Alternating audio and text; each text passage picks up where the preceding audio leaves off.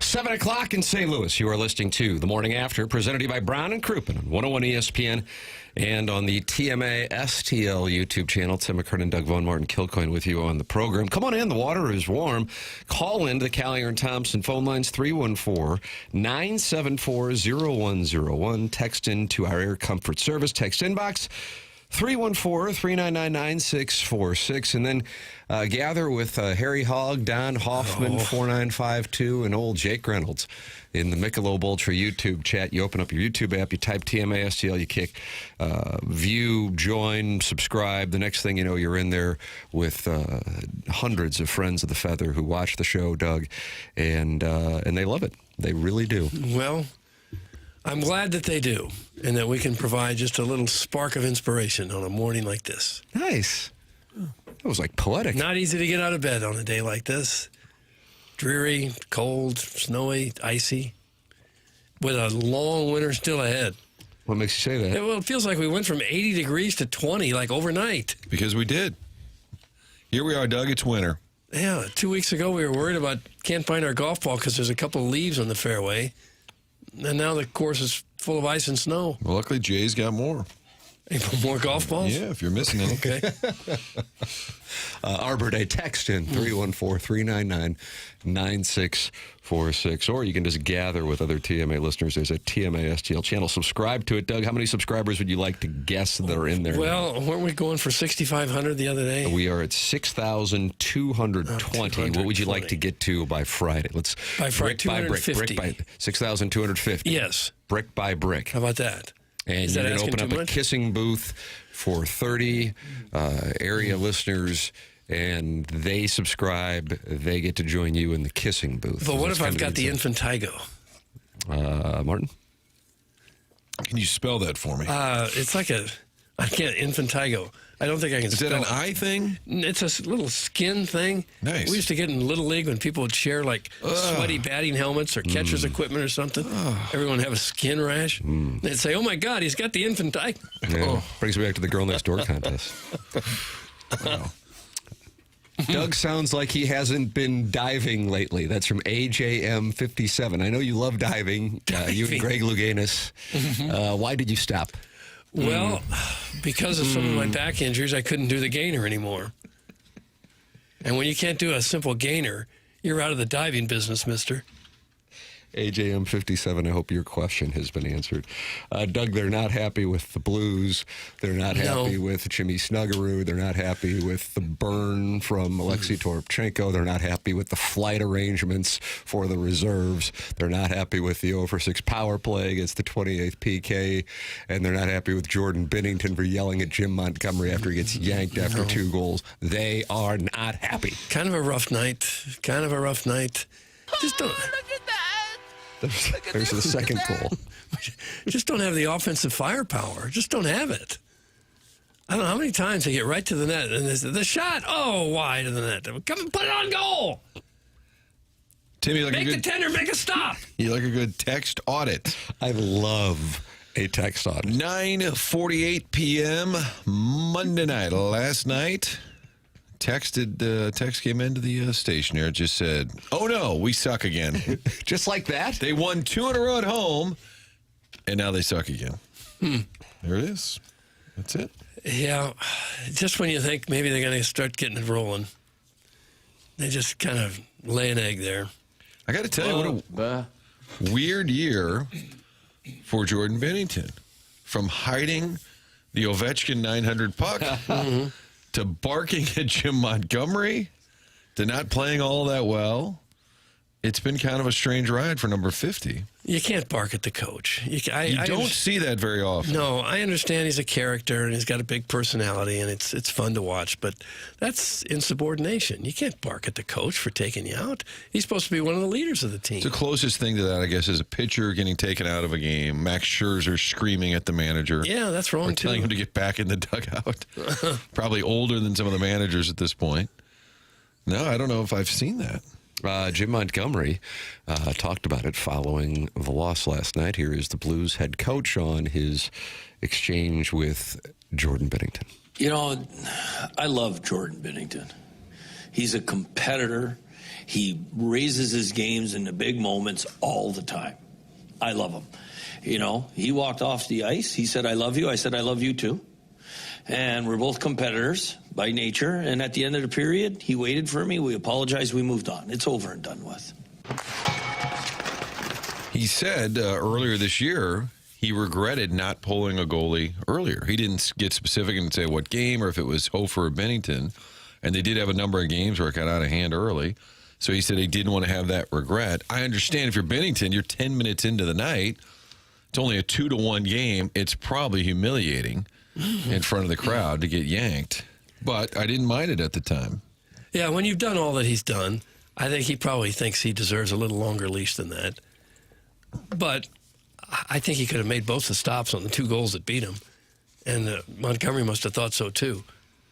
And it almost worked.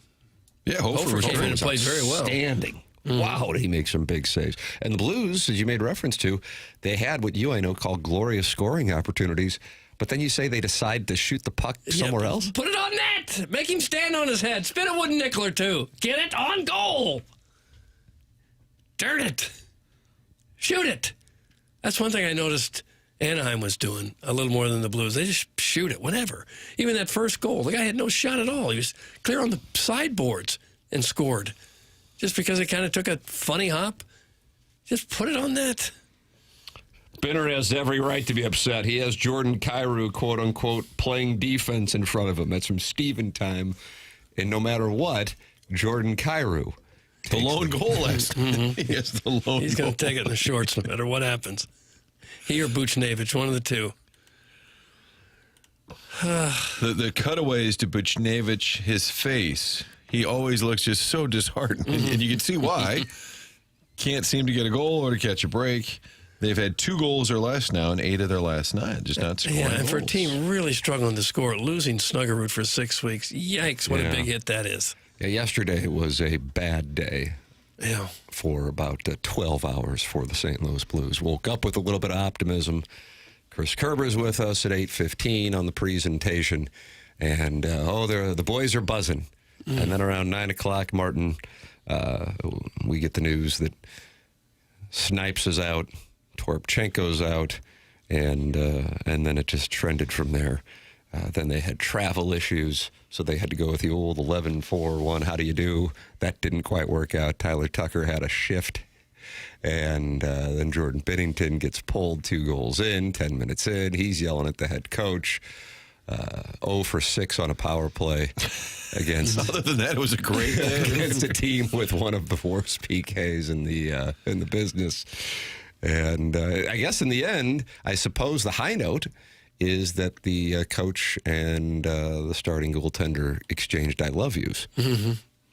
So there is some romance still in the air. I'm sure people go through like that all the time in sports. They're together all the time. There's a lot of emotional moments, a lot of type A personalities there. They have disagreements all the time. That one just happened in front of the cameras, made it bigger than what some other incidents are, I'm sure. I love you, Doug. Did we ever hear what the Torpchenko injury was exactly? He was, Matthew DeFranks for the Post-Dispatch did ask Jim Montgomery after the morning skate, and he just said, I don't think we're disclosing that, so we'll just, we'll leave it at that.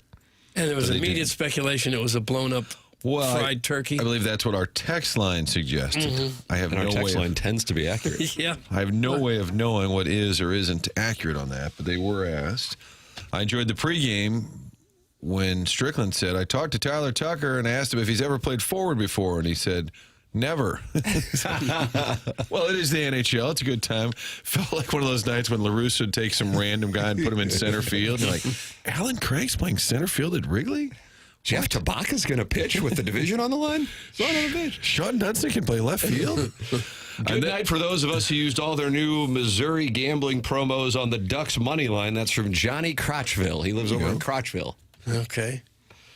Doug, the Blues were minus 150, approximately, depends on your neighborhood wagering outlet.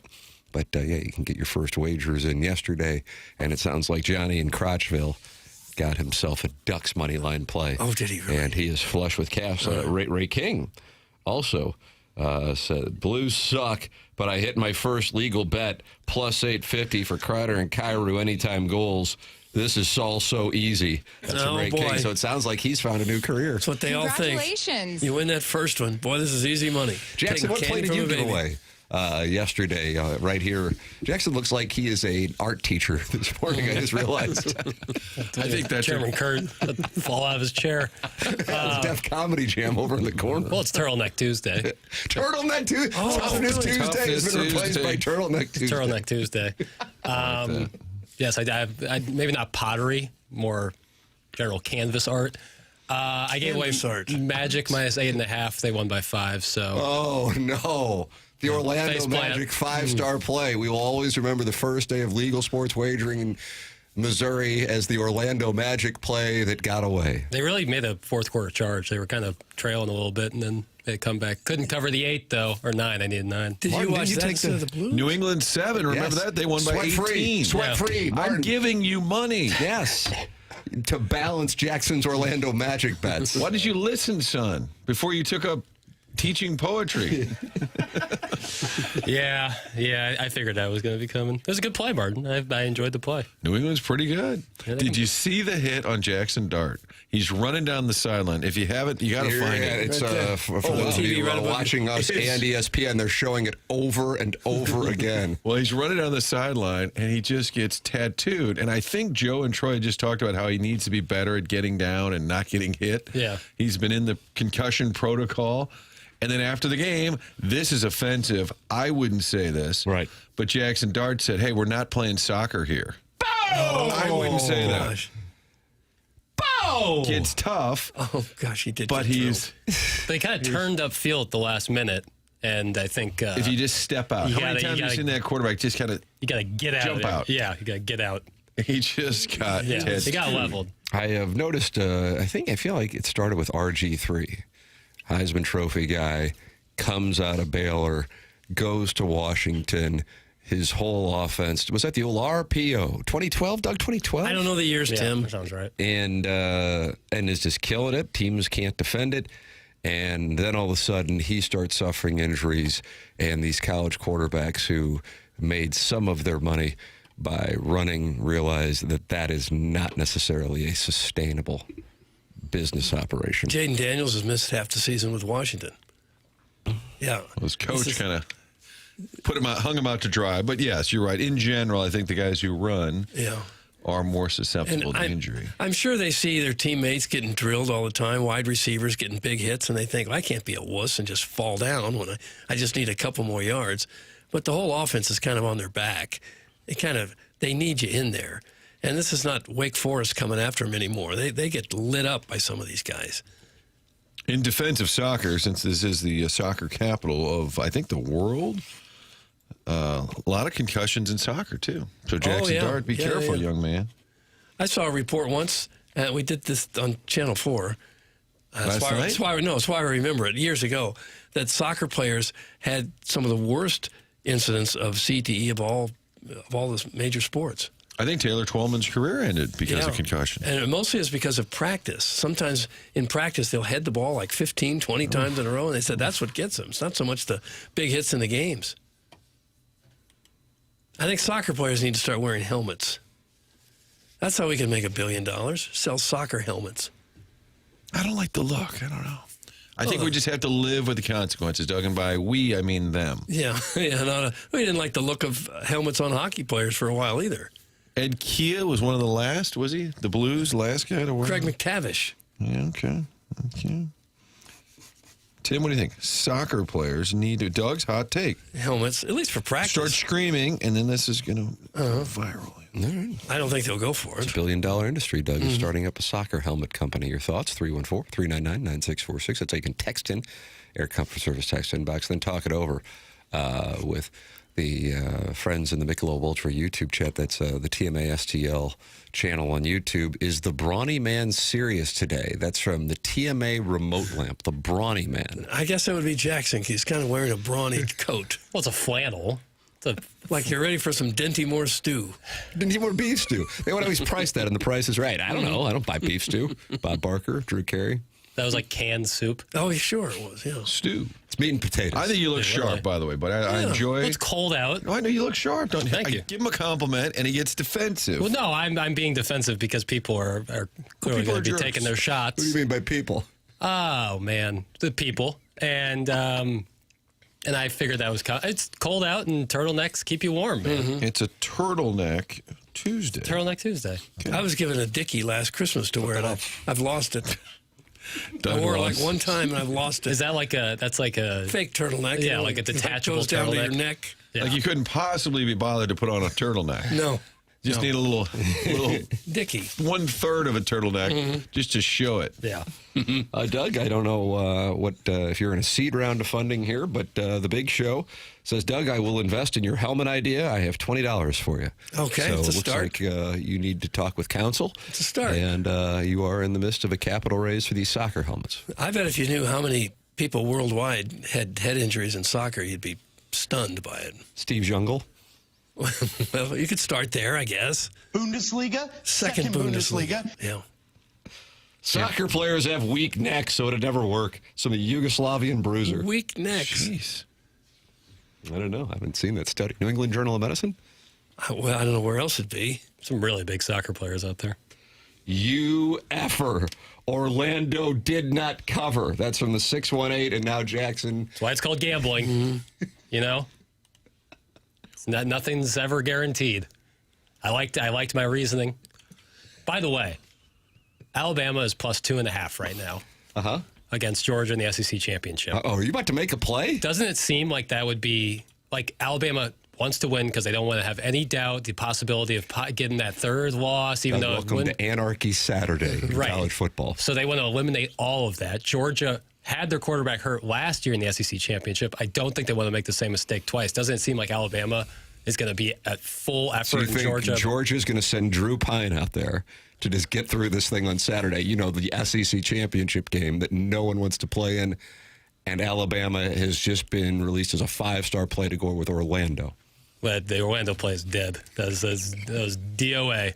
But doesn't it seem like Bama would have a lot of motivation to give their entire effort so that they don't have to worry about the committee possibly messing around? Yeah, And they I'd always say. beat Georgia. Yeah. They beat Georgia Alan already. Daville knows that. And Georgia doesn't. The last thing they want to do is have their quarterback or any of their studs get hurt in that SEC championship game and ruin their chance for a title run. Georgia's in either way. Alabama could Georgia's be on the in. bubble if they lose. Yeah, Alabama could. They're likely in right now. The I'd team say. that finished first place in the SEC regular season could be outside looking in, while Tulane, with a guy who's coaching at Florida but's going to come back to coach Tulane, will be in, Doug. Well, it's just a good thing that they've expanded to 12, and now everyone's in there who needs to be in there. Thank you. Yeah. It just seems like Alabama would have high motivation to win, whereas Georgia would have high motivation to stay healthy. I recognize your reasoning. I respect your reasoning. But when I look for answers, I look for one of the following: sex, religion, or money. And in this case, the ACC has financial interests, as does the Big 12. So therefore, my questions to you, sir, Professor. What is the Virginia money line, and what is the BYU money line? take a That's look. all I'm really interested in, because then enough. the Big 12 can get 2 in, and the ACC can make sure they got 1 in, and they got financial interests. Why are you talking like that? That's how I talk. Okay. Yeah, seriously. First day on the job. Wow. Yeah, this Professor Martin. Just got my pee-pee spot. The condescending professor. Looks like UVA is about minus 160, depending on where you're looking at minus Doug, so you have to 165. put $160,000 down to win $100,000. I'm going to probably pass on this because I can't get long-term health insurance. So And I'm then not going to make a bet like that. You're looking at the Texas Tech money line, I'm interested in BYU. plus 400. BYU's plus 400? Yeah. Yeah, 12.5-point dogs. There's And no now bigger their believer in coach, Texas Tech. Kirkwood's own, is going to get the Penn State job. He's- How about that? Is he really? the- Kalani Sutaki. They got to be through. Now I have to say, if I was skeptical of Eli Drinkwitz having a Penn State offer, the fact that Kalani Sitake is Penn State's next option, I believe Eli Drinkwitz had an offer from Penn State. If that Yeah, it is the seems more plan, likely, we're going to though. fire James Franklin. You know, the guy who was a play away from playing for the national championship game 9 months later. Oh, you must have a big replacement in mind. Yes, Kalani Sitake. You got to be horse plowing me if you're in central Pennsylvania. And if you are, thank you for listening. And we love our Kirkwood Pioneers. Hall Yes, of we do. Famer, I believe. Sure he is. Still random to go from Tonga to Hawaii to Kirkwood. Impressive guy. I was texting with Alvin Miller yesterday. I said, I'm trying to verify this is accurate. He said, yeah, he's in the Hall of Fame for Kirkwood. How he went from Tonga to Hawaii to Kirkwood, I'm not sure. But I don't think that'll play well in State College. He is an impressive guy. I'll say that. He's had a lot of success absolutely. at BYU. It's surprising that that's where they would go. You would think maybe they'd have a coordinator that they really loved. But apparently Or a plan. They all love to fire these coaches. And then they kind of look around and say, okay, what do you think? Who should we hire? Well, they haven't had much time, Martin. You know, they Because just fired their, the guy they fired's already been at the new place for like a month. Yeah. Georgia is literally playing for a first-round bye. It's from Stephen Time, who does not like Jackson's financial advice. Yeah, I guess that could be. That's a part of it. But And if they again, lose, they get a home game against James Madison between the hedges. right, that's the thing. It's like, what would you rather have? Risk the possibility of one of your quarterback or one of your star skill players getting hurt or getting the first round bye? I think if you would have asked them last year, their answer might be different. But based on what happened last year, I don't think they want to run into that issue again. I want to hear from Alan Dadeville. I think you have to play not worried about getting hurt. You don't take unnecessary chances. You don't have your quarterback running 15 times. Yeah. But you can't go out there thinking, gee, I hope we don't get hurt. Let's not do this. Gosh, I hope this doesn't happen. That's how you actually get Otherwise, hurt. yeah, things will happen. I would imagine they'd play it out. Especially once you get on the field, it's hard not to go 100%. National TV, 80,000 people in the stands. It's hard to back off and not play with everything you got. I get that. Stephen Time says his sources are saying Sitake is saying at BYU. So Stephen Time has sources, and those sources say Sitake staying at BYU. As first reported by Stephen Time. Okay. That's right. Okay. So another TMA exclusive. We had the Brian Dable firing. What else have we had on this program? That's about it. Well, I had Drinkwood staying, remember, with the Fox2Now.com report last week. So funny. That he was signing the extension. And you wrote that. And You I found said, that in I'm real sorry, time. what? They said, well, you wrote it. I said, who wrote that? Arch? You did. So I looked online. There's my name on the byline. Nice scoop. Well, we had it first. Heyman said. And you on were it. right. Heyman said I was on it. You can text in as well with your scoops, 314-399-9646. That's how you can text in to our Air Comfort Service text inbox. Open up the YouTube app, type TMASTL, and now you're in there with Spicy So, who is not happy with anything other than baseball talk. Deep voice dude who also is Lex Luthor, and he's not happy with anything but NFL and NBA talk. And the Nipper School Monitor, who says Jackson looks like he's going to star in a live action movie of Balto. Doug, have you seen Balto? I saw little bits of it. Balto? It's the wolf running around in the north. What? I don't know where else a wolf would run around now that I Did think you of wear it. a turtleneck? Aren't they out in Eureka? Wolf Sanctuary out there? Yeah, there is a wolf sanctuary out there. Yeah, so Eureka, you could say. Oh, Okay, so I'm going to Eureka to be in this live action That's dog correct. movie. That's correct. Balto wolf was a movie? husky, Doug. So he was was a it? dog. Oh, okay. Sorry. Pardon me. Jimmy Calhoun. Boy, hour and 14 minutes. You could commandeer a sled dog. I don't want to. Why? I don't get how I'd be a dog in a turtleneck. No, you wouldn't be the dog. You'd be in the show featuring a dog. Okay, what's happened here? Okay. Professor Pale. I'm just a little confused. Kevin Bacon was in that. Sitake's a way better coach than Drink, but him at Penn State would be very weird. That's from Gary Pinkel's cell phone etiquette. Well, I won't know till he gets there, but he's had an awful lot of success year in, year out at BYU.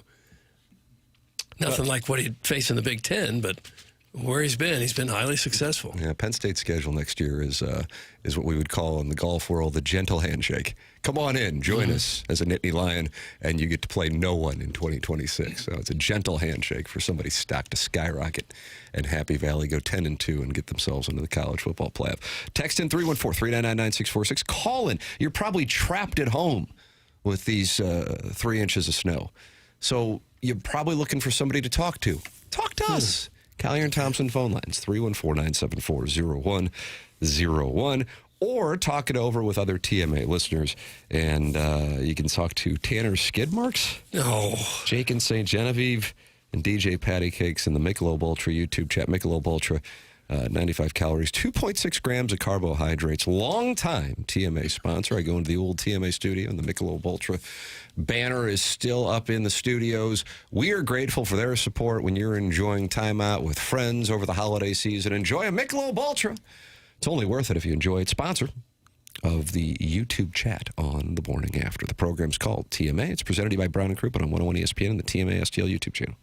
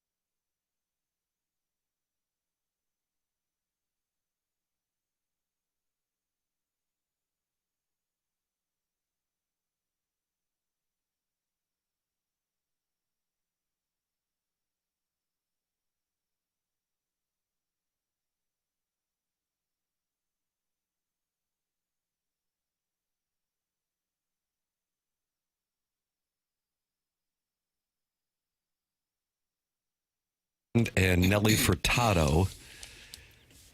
What do you think he's doing here? I don't know what he's doing here. Is he saying he's promiscuous? If so, we support that. I don't know. That kind of kink shame. It's Nelly Furtado's birthday. What do you think she is? You think she's 50? Whose birthday did you say? Nelly Furtado. Australian? No, Portuguese-Canadian. Huh. Portuguese-Canadian. I'll go 50. I'll say 51. 49. Today's her 47th birthday. Huh. Nobody wins. All right. And Bob Barker goes out and shakes hands with everybody in the audience because nobody won the Showcase Showdown. And then does he do Janice anything? Dickinson and Holly and Oh, we had a bunch of them. Is Ryan Parkinson? Is Barker considered the GOAT of game show shows. hosts? He's on the Rushy. Bill Him and Cullen. Sajak? Bill Cullen. Wake Martindale, who's now Alex defensive Trebek. coordinator in Yeah. the Big Ten. Trebek. Pat Sajak. PJ Fleck looks like he could host a game show. I like Gene Rayburn. Gene Rayburn. Oh, he was good, yeah. Always had the really thin microphone. By the Minnesota Golden Gophers head coach getting thrown in. It was so cold in that game last weekend, and he just pull over and tie. Like We he's just changed nothing- subjects just like that. I just from think of Mount PJ. Rushmore game Wants to show. talk. Can't We're get- over here talking game shows. I think PJ son. Fleck could host a game show. He looks like But he he could host a wouldn't be game on the show. Mount Rushmore. No, he wouldn't. Not yet. Peter Marshall's from St. Louis, I believe. Is he? His son was Pete Lecoq. Yes, Cubs outfielder. But his name was Marshall, but his son was Lecoq. I guess if you're going into show business, perhaps you change the last name Lecoq to something So else. Marshall. Bob Barker made it to 100. No, almost made it. He died at 99. Martin, friend of the program. I don't know if it was your era that he was on or a different era, but I do remember we had Bob Barker on the program. Because I believe, yes, he wanted to talk about spade and neutering. Is that And right? this is the show to do that, since we're That with was the just incel community. Jackson's looking like I'm crazy on this Turtleneck Oh, he Tuesday, absolutely but did. Bob Barker's whole thing was about pets. He wanted them all spayed and neutered. Sure. So he would come on the show like, hey, that guy from the price, get those pets neutered. Like, okay, but about the showcase? Right. So you it was like a full interview, and then at the end he was doing it, or was it like he was just interspersing that? I don't remember. It's like a Super Buck Bowl Swope. Radio Row interview Yes. where you've got a big time name on there, Yes. but then you got to ask about the soup he's promoting. And where Francesa said he will not let people hawk products on his show, and then proceeded to let everyone hawk products on his show. But if you don't bring it up, it doesn't matter. They're paid so much, they will bring it They'll up. do So you're it. like, Yeah. hey, welcome in here. Troy Aikman, great to have you on. Boy, we've got the Broncos and Giants. What a matchup here. It is a great matchup, and it's a great time to have avocados. And you're like, I'm sorry? But, Tiki, are you coming back to football because you miss it, or are you coming back to football because you just had a big failure in broadcasting? That's a bad first question. He's not classically trained. Yeah, I mean it's a tough start. Why would you do that to You're anyone? on the line agreeing to be a guest. You're probably a little taken aback. Right out of the chute. Was that on a Turtleneck Tuesday for Francesa? I don't think he ever wore turtlenecks. Oh, I disagree. Really? I could see him in a turtleneck. He was pretty heavy at one point. Well, it's heavy. People can't wear turtlenecks. Oh, that's that was that perfect. about right there. A lot They of neck stretch, like they that. stretch a little bit. That's Wouldn't perfect. it cover your neck? It'd be kind of a good way to cover it up. I guess. It's a good anti-turkey neck gesture. Right.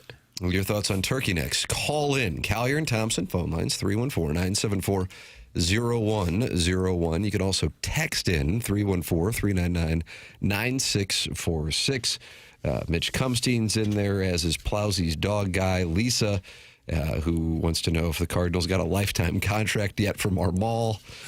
And Mudjack Mike, the amateur proctologist, St. Charles Illini. Now, there are some people I see who just have their phone numbers in there. And the great news for you is today, tomorrow, Thursday, and Friday, Jackson Burkett will, if you politely ask, give you the name of your choosing in the Air Comfort Service text inbox. But once Friday at 11 a.m. rolls around, he's done until 2026. He's done. Oh yeah. So this is Last it. one of the year. 314-399-9646. That is how you can text in and, of course, email in Guns N' Roses tickets for the prize for our Design Air Heating and Cooling email today, the morning after, at InsideSTL.com. Boy, I'm telling you, I hope everybody's furnace is firing on all cylinders because, Doug, we are in it now, brother. know. We're in it. Yeah. It's December 2nd. We're in it. We've had 2 days of snow. I don't know when the snow is going to go away because we've got cold temperatures in the forecast. It's not going to go above freezing today. We got a high of 27 on Thursday. Sweet mother of mercy.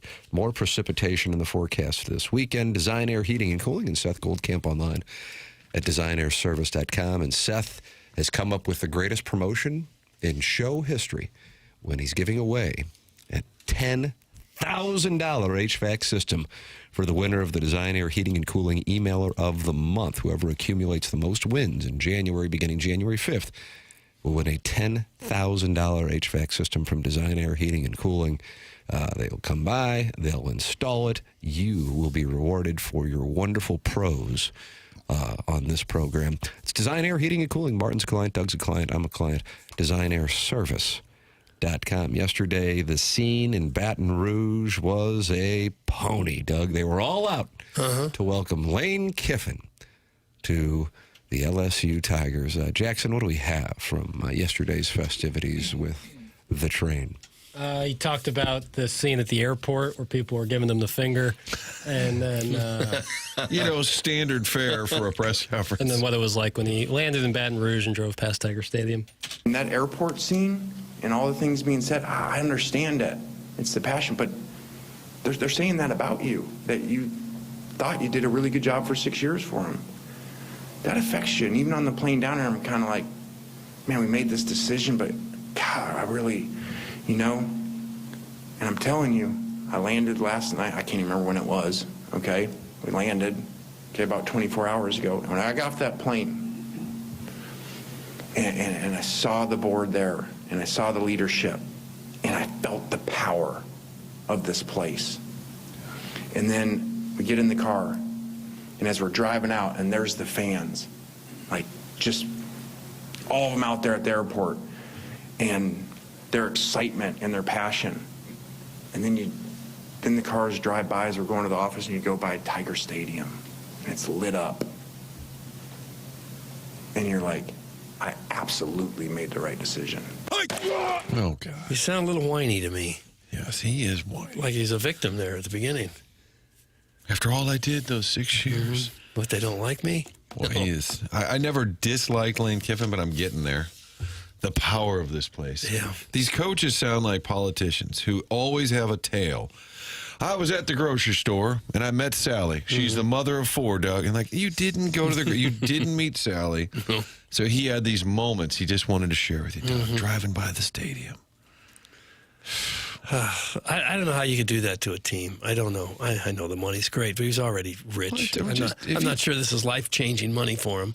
It's more money, but it's not going to change his lifestyle at all.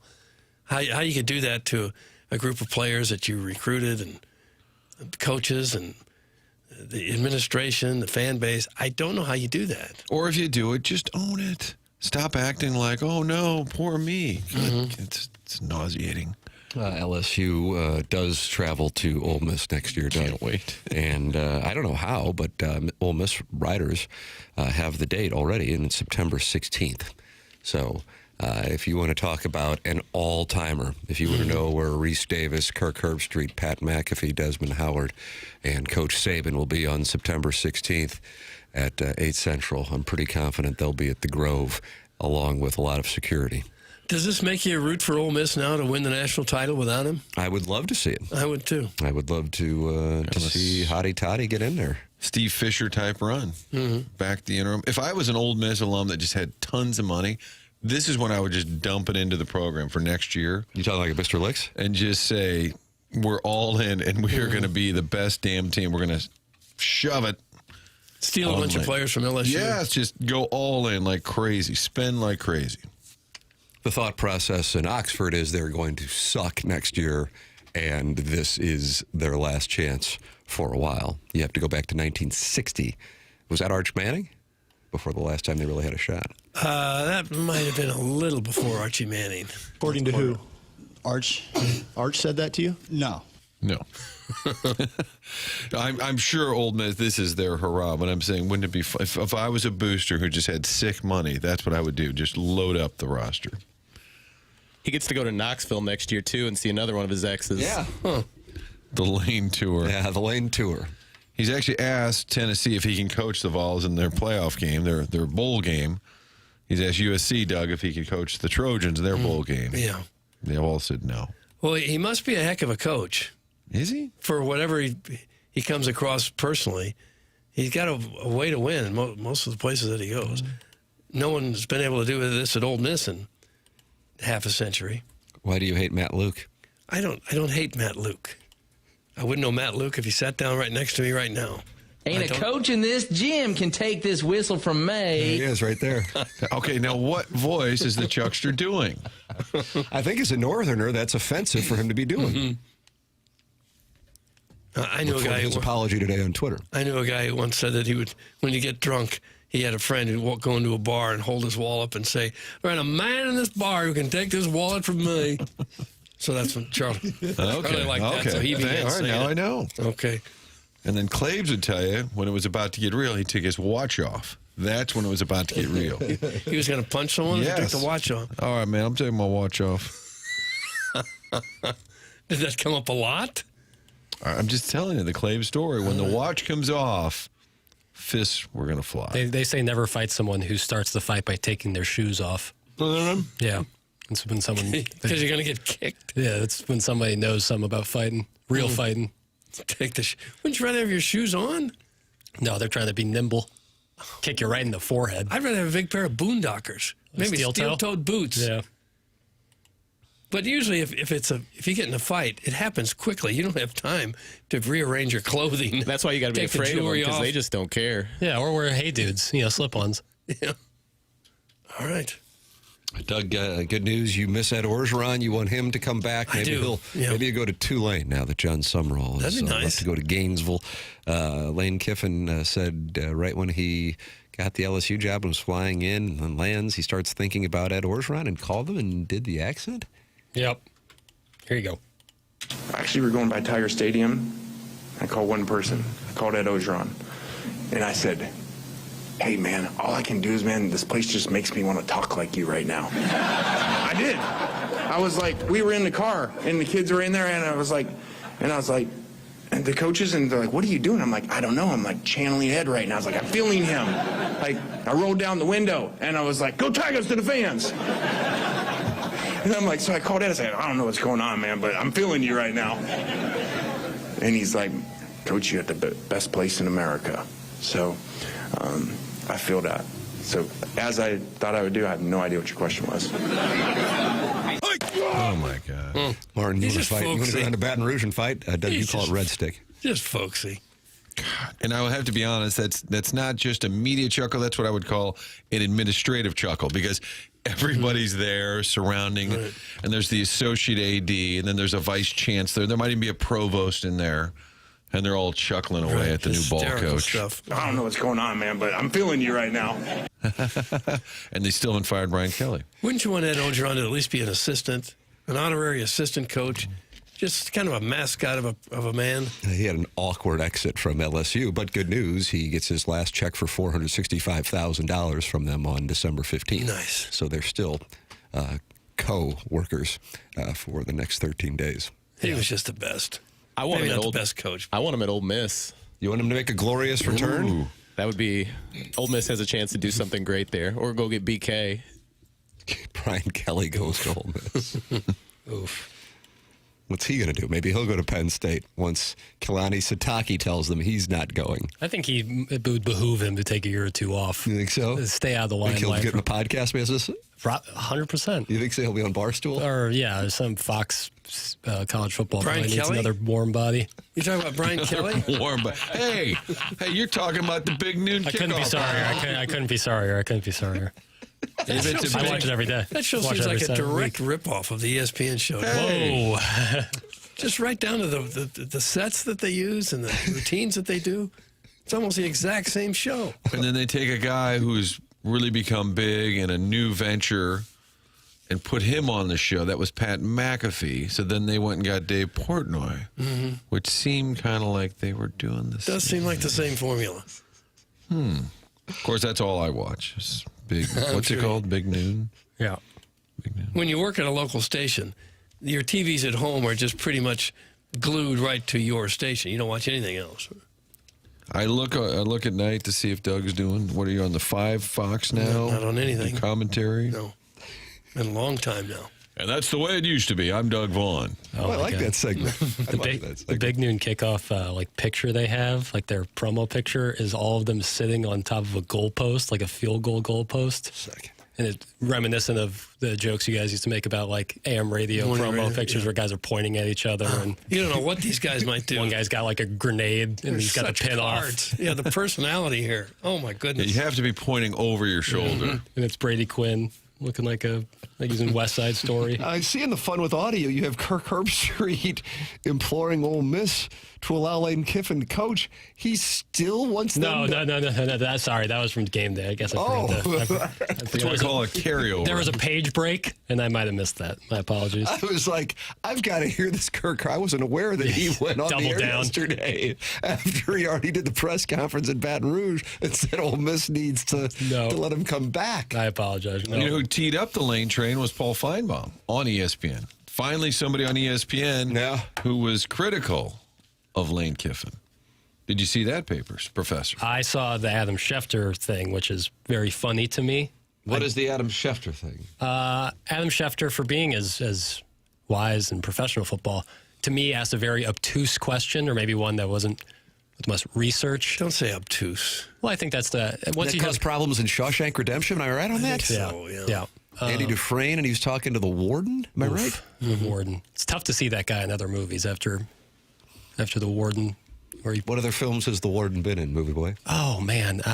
He was in a Sesame Street thing. He was a firefighter because my kids used to watch it. Say, go to the firefighter. Go to the firefighter. And it was the warden from Shawshank Redemption. Yeah. That was Bob Gunton is, of course, his name. And you may remember him, Tim, from he's in JFK. Oh, yeah. Was he dressed up in gold? No, wasn't in gold. Dipped in Joe it. Pesci. Yeah. The Perfect Storm. Nice boat movie. Mark Wahlberg. I Heart Huckabees. Yeah. Lincoln Lawyer. Argo. He's been in a lot of things. Argo Best Picture? Yeah. You got a problem with it? No. There it is. I like Argo. Rest in peace, Alan Arkin. What was I talking about? Schefter. That's right. Schefter asked a very obtuse question. We went from Schefter to the Iranian hostages. That's correct. Screenplay, and I believe John Goodman. Ben Affleck directed. That was a great movie. Really good. And Alan Arkin's in it. Rocky Sickman, St. Louis's own, or Washington, Missouri's, that was held hostage. He was actually on the set as a consultant for accuracies in the Iranian hostage. All right, do we have audio, or is this just an observation? Of Argo or the Adam Schefter? Adam Schefter, Yes. who was obtuse. He asked an obtuse question, much to the chagrin of Paul Feinbaum.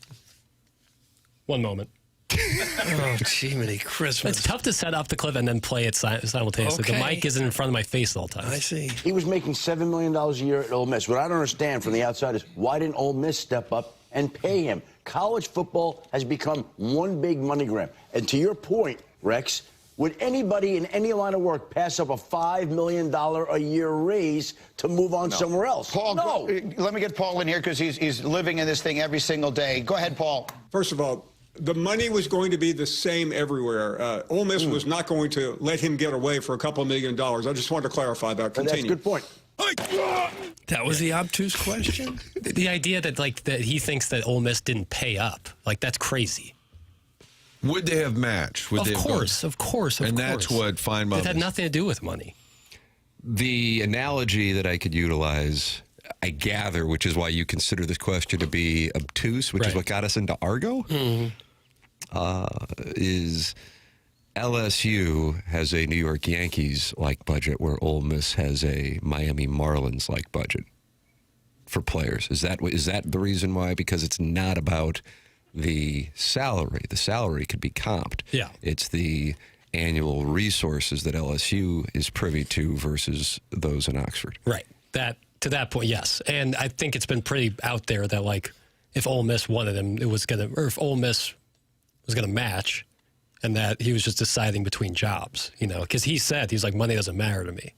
And so I just found it to be an obtuse question or a very basic look at this. Ole Miss just didn't pay. That's not the reason he left. But I'm wondering, in that negotiation, did Ole Miss say, what's your number? And he said, doesn't matter. Although money doesn't matter, but his new contract, reportedly, he's still getting bonuses based on Ole Miss's playoff. Right, yeah, that's wild. Oh, Lord. But his LSU contract will pay him based on Ole Miss's success. he might not care about money, but his agent, Jimmy Sexton, cares about money, and that's who's handling negotiations. So, well, they all say they don't care about money. It'd come off pretty bad if they said, I'm all about the cash. Would agree.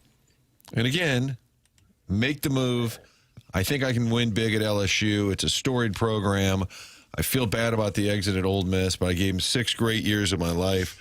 Love those kids. I hope they go on a great run here. I'm rooting for Pete Golding to do a great job. Instead, well, I really wanted to stay. They just won't let me coach those kids. I've never had more of an emotion. Oh, just stop it. Just stop. Is that obtuse, Jackson? I'm just trying to follow along on the obtuse definition. No, not necessarily. I just found Schefter's question to be like obtuse. One Google search would have been like, they probably, like, you could have read one story and been like, it's probably going to be the same money everywhere. Mm-hmm. And Feinbaum, who's been...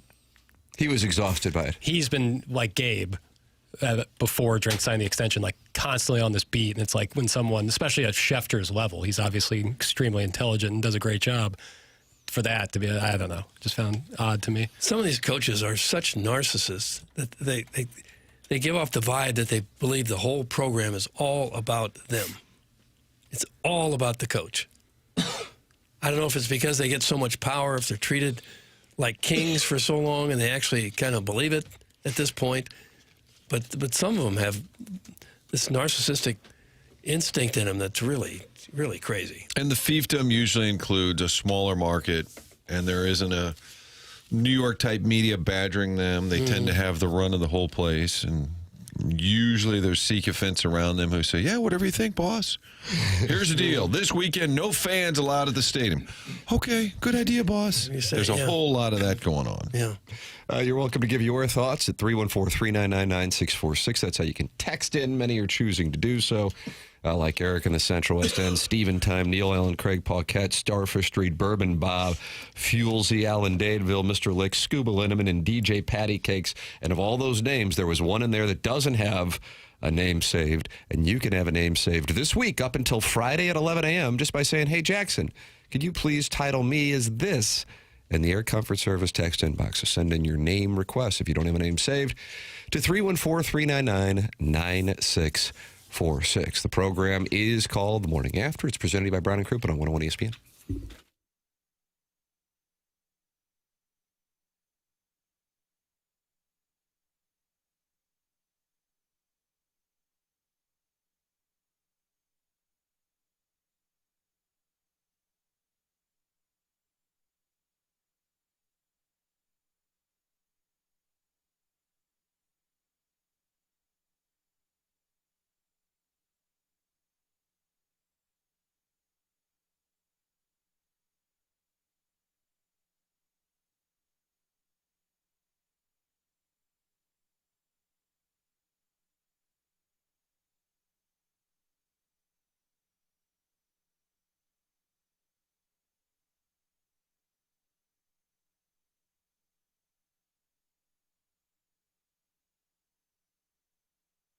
Michael's Flooring, family and locally owned for over 30 years. Michael takes pride in helping and making sure his employees are happy and make a great living. You can go online right now and get 3 samples free from Proximity Mills. Just go to igotfloored.com. That's igotfloored.com. Michael's Passions Flooring. When you order from him, he wants you to have the best experience for the best price.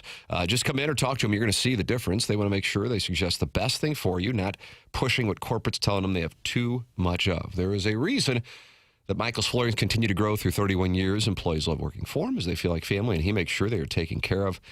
And this then rubs off to the families buying the product as they know they have the best interests of the buyers at heart. They have it all, but carpet is awesome, and it's back. They have so many varieties of all flooring, and have 3 easy-to-get-to locations in St. Louis and Creve Coeur, Darden Prairie, and St. Peters. Come see why people are loving it in Floored by Michael, and make sure you visit igotfloored.com.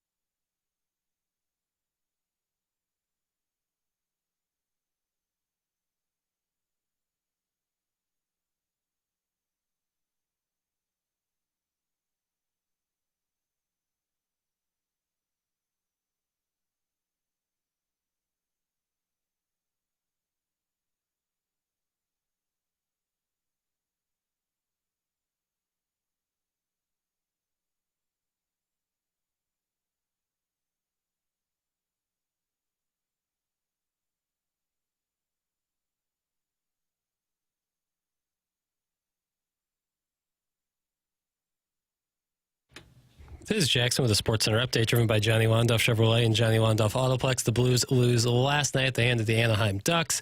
Blues will be back in action on Thursday as they take on the Bruins. Pre-game at 5 p.m., puck drop at 6 p.m. Those are their Sports Center update driven by Johnny Londoff Chevrolet and Johnny Londoff Autoplex. See them at londoff.com. Chevy, together we drive. Are you kidding me?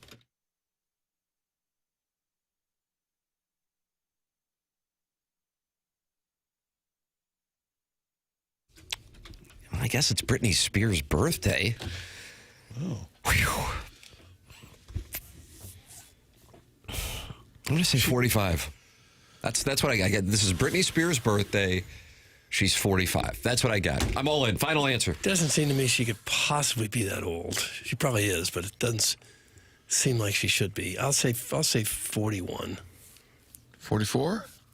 She is turning 44 today. Oh, my God! I mean, it was you played it wrong, Martin, but you won. Do you understand? He called me all in. So I should have out gone of position. I should have gone 42 with King Jack, and it was offsuit. It was offsuit. Oh, yes, you got 42 there. I think at 42, 43, 44. I just wanted to be right. I had 45 until infinity. God, I was an 80% favorite. I just really wanted those Sammy Hagar tickets, so I went 44. You got 'em? What about new golf balls? I need some new golf balls. she still looks like she's about 25, doesn't she? No, Chairman Kurt just gasped in the corner. No, time has not treated her well. Oh. She's a good follow on Instagram, Doug.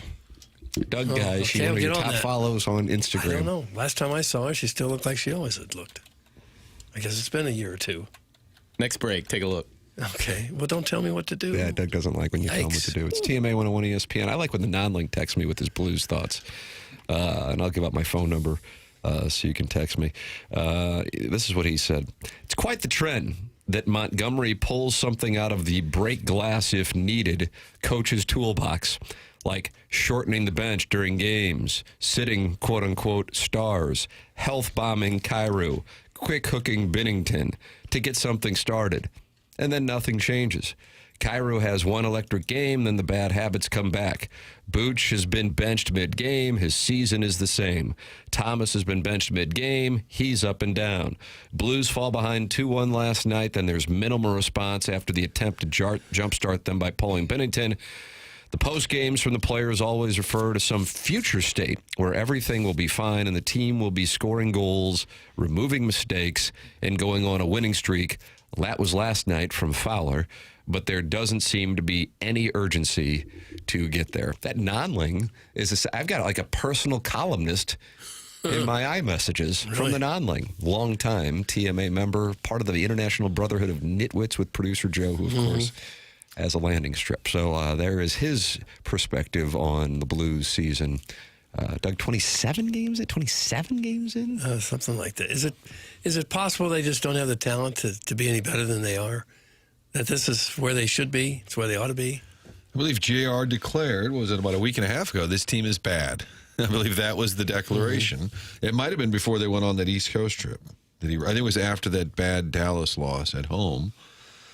27 games, you've won 9 times. And I know last night, because they're 9, 10, and 7 going into that game, the narrative is, hey, you get back to 500.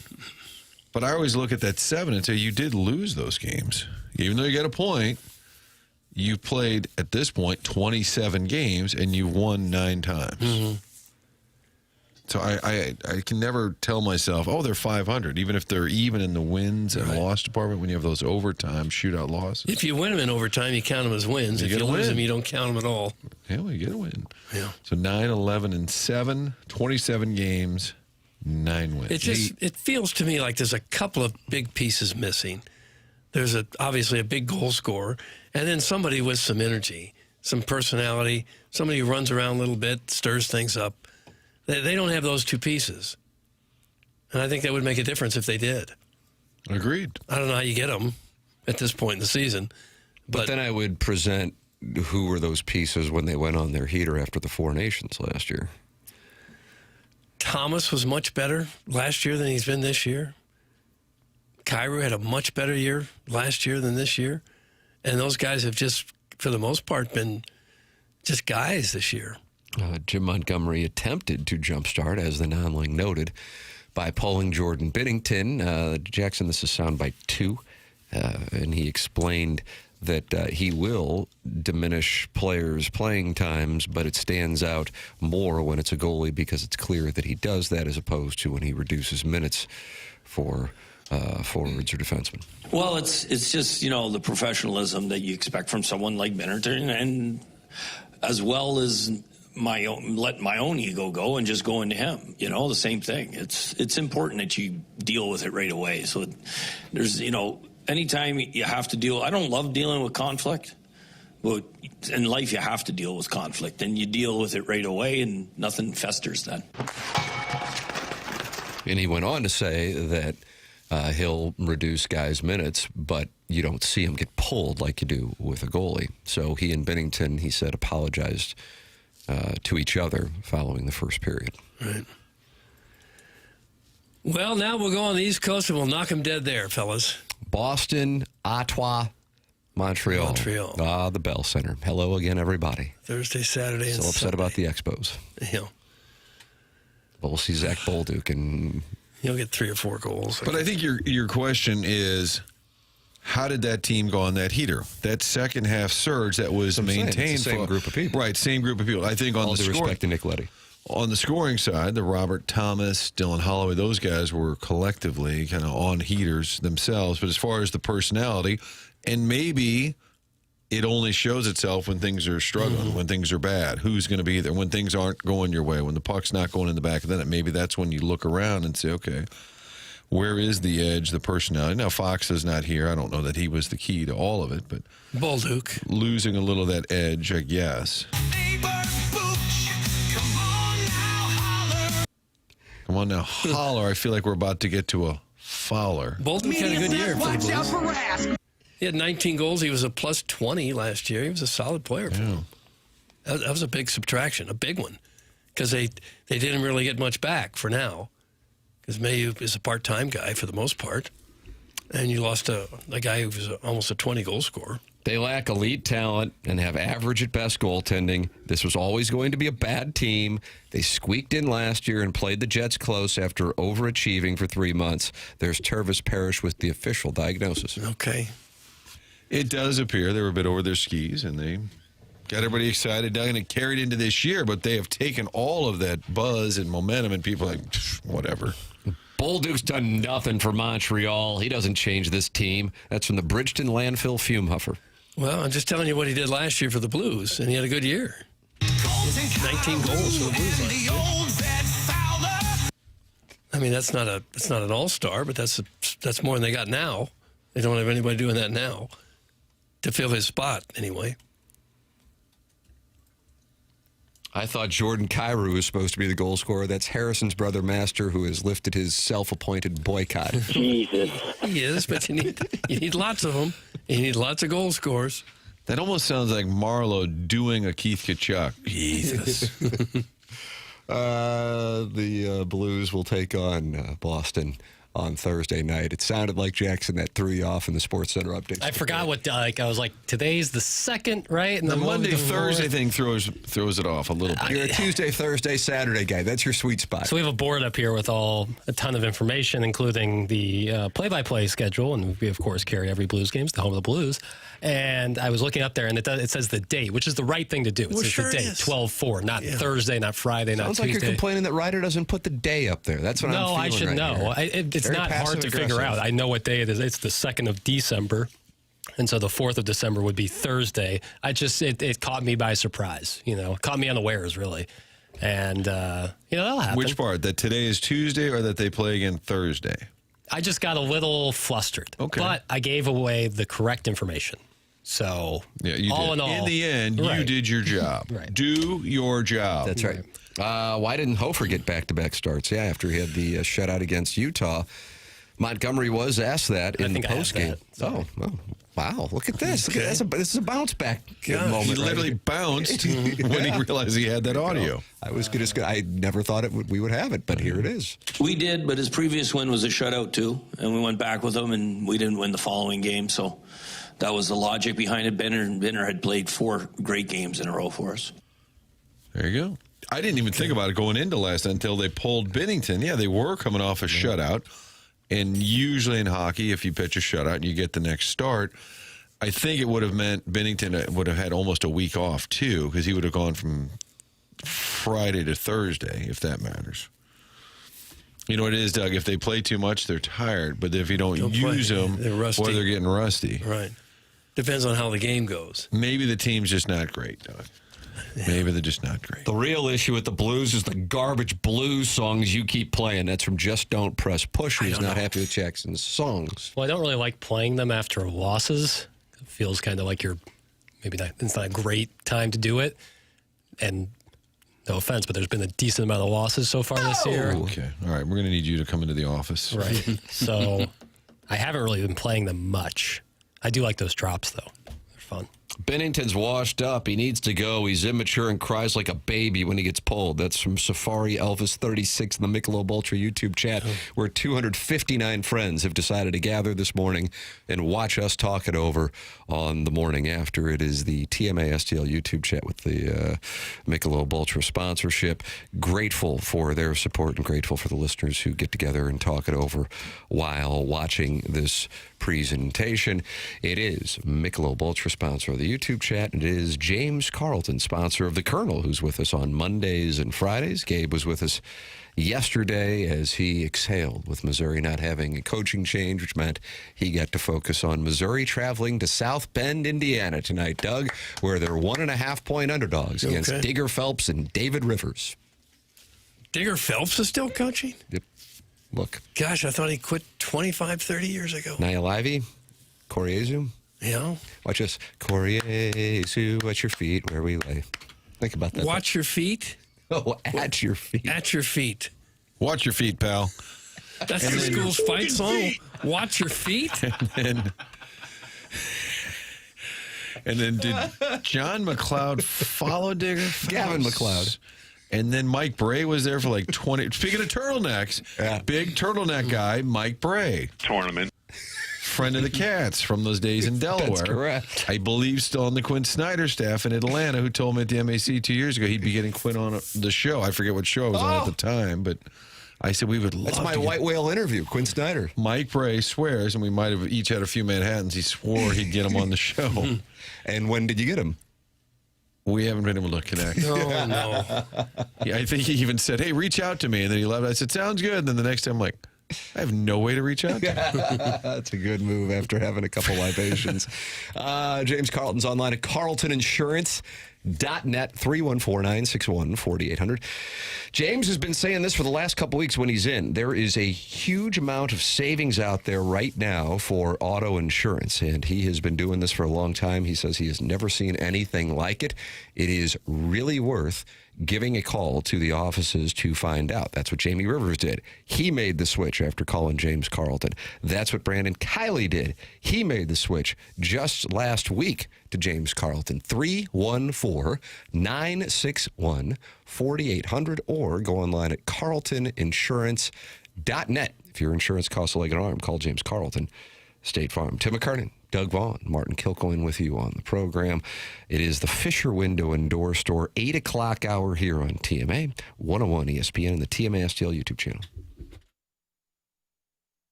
Missouri, it is happening. FanDuel Sportsbook is live and ready to roll in the Show Me State, and they're celebrating with a little something for everyone. All this week, every customer gets a no-sweat bet every day. That's right, no matter what you're betting on. If it doesn't hit, you'll get bonus bets back to keep the action going. Whether it's football, basketball, hockey, or whatever you're into, you can bet it all on an app that is safe, that is secure, and built for every kind of fan. Doug, you are looking at plays. What is your play for today? I like Colorado winning big at home against Vancouver tonight. If you haven't checked to see the season that the Avalanche are having, they are currently 18-1-6, haven't been beaten at home, 10-2 at home. Right, they will roll over Vancouver tonight. There it is. Bad Doug's team. play is the Avalanche. The interface is quick on FanDuel. The payouts are fast, and the experience is top tier. So download FanDuel or visit FanDuel.com/Missouri to get started. FanDuel Sportsbook, now live in Missouri. Must be 21 or older and present in Missouri. Gambling problem? Call 1-800-GAMBLER. Opt-in required each day. Refund issued is now withdrawable bonus bets that expire 7 days after receipt. Max refund $20. Restrictions apply, including token expiration. See terms at sportsbook.fanduel.com.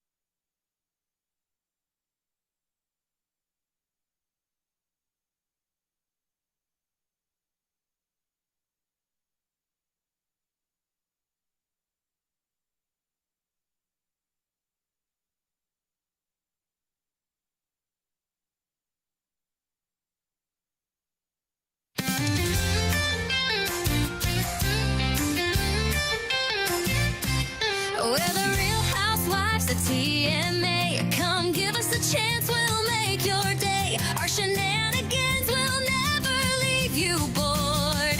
Did you just say that? Good Lord. So grab your bonbons and pour your wine. It's our turn to shine. We're the Real Housewives of TMA. Yes, we're the Real Housewives of TMA.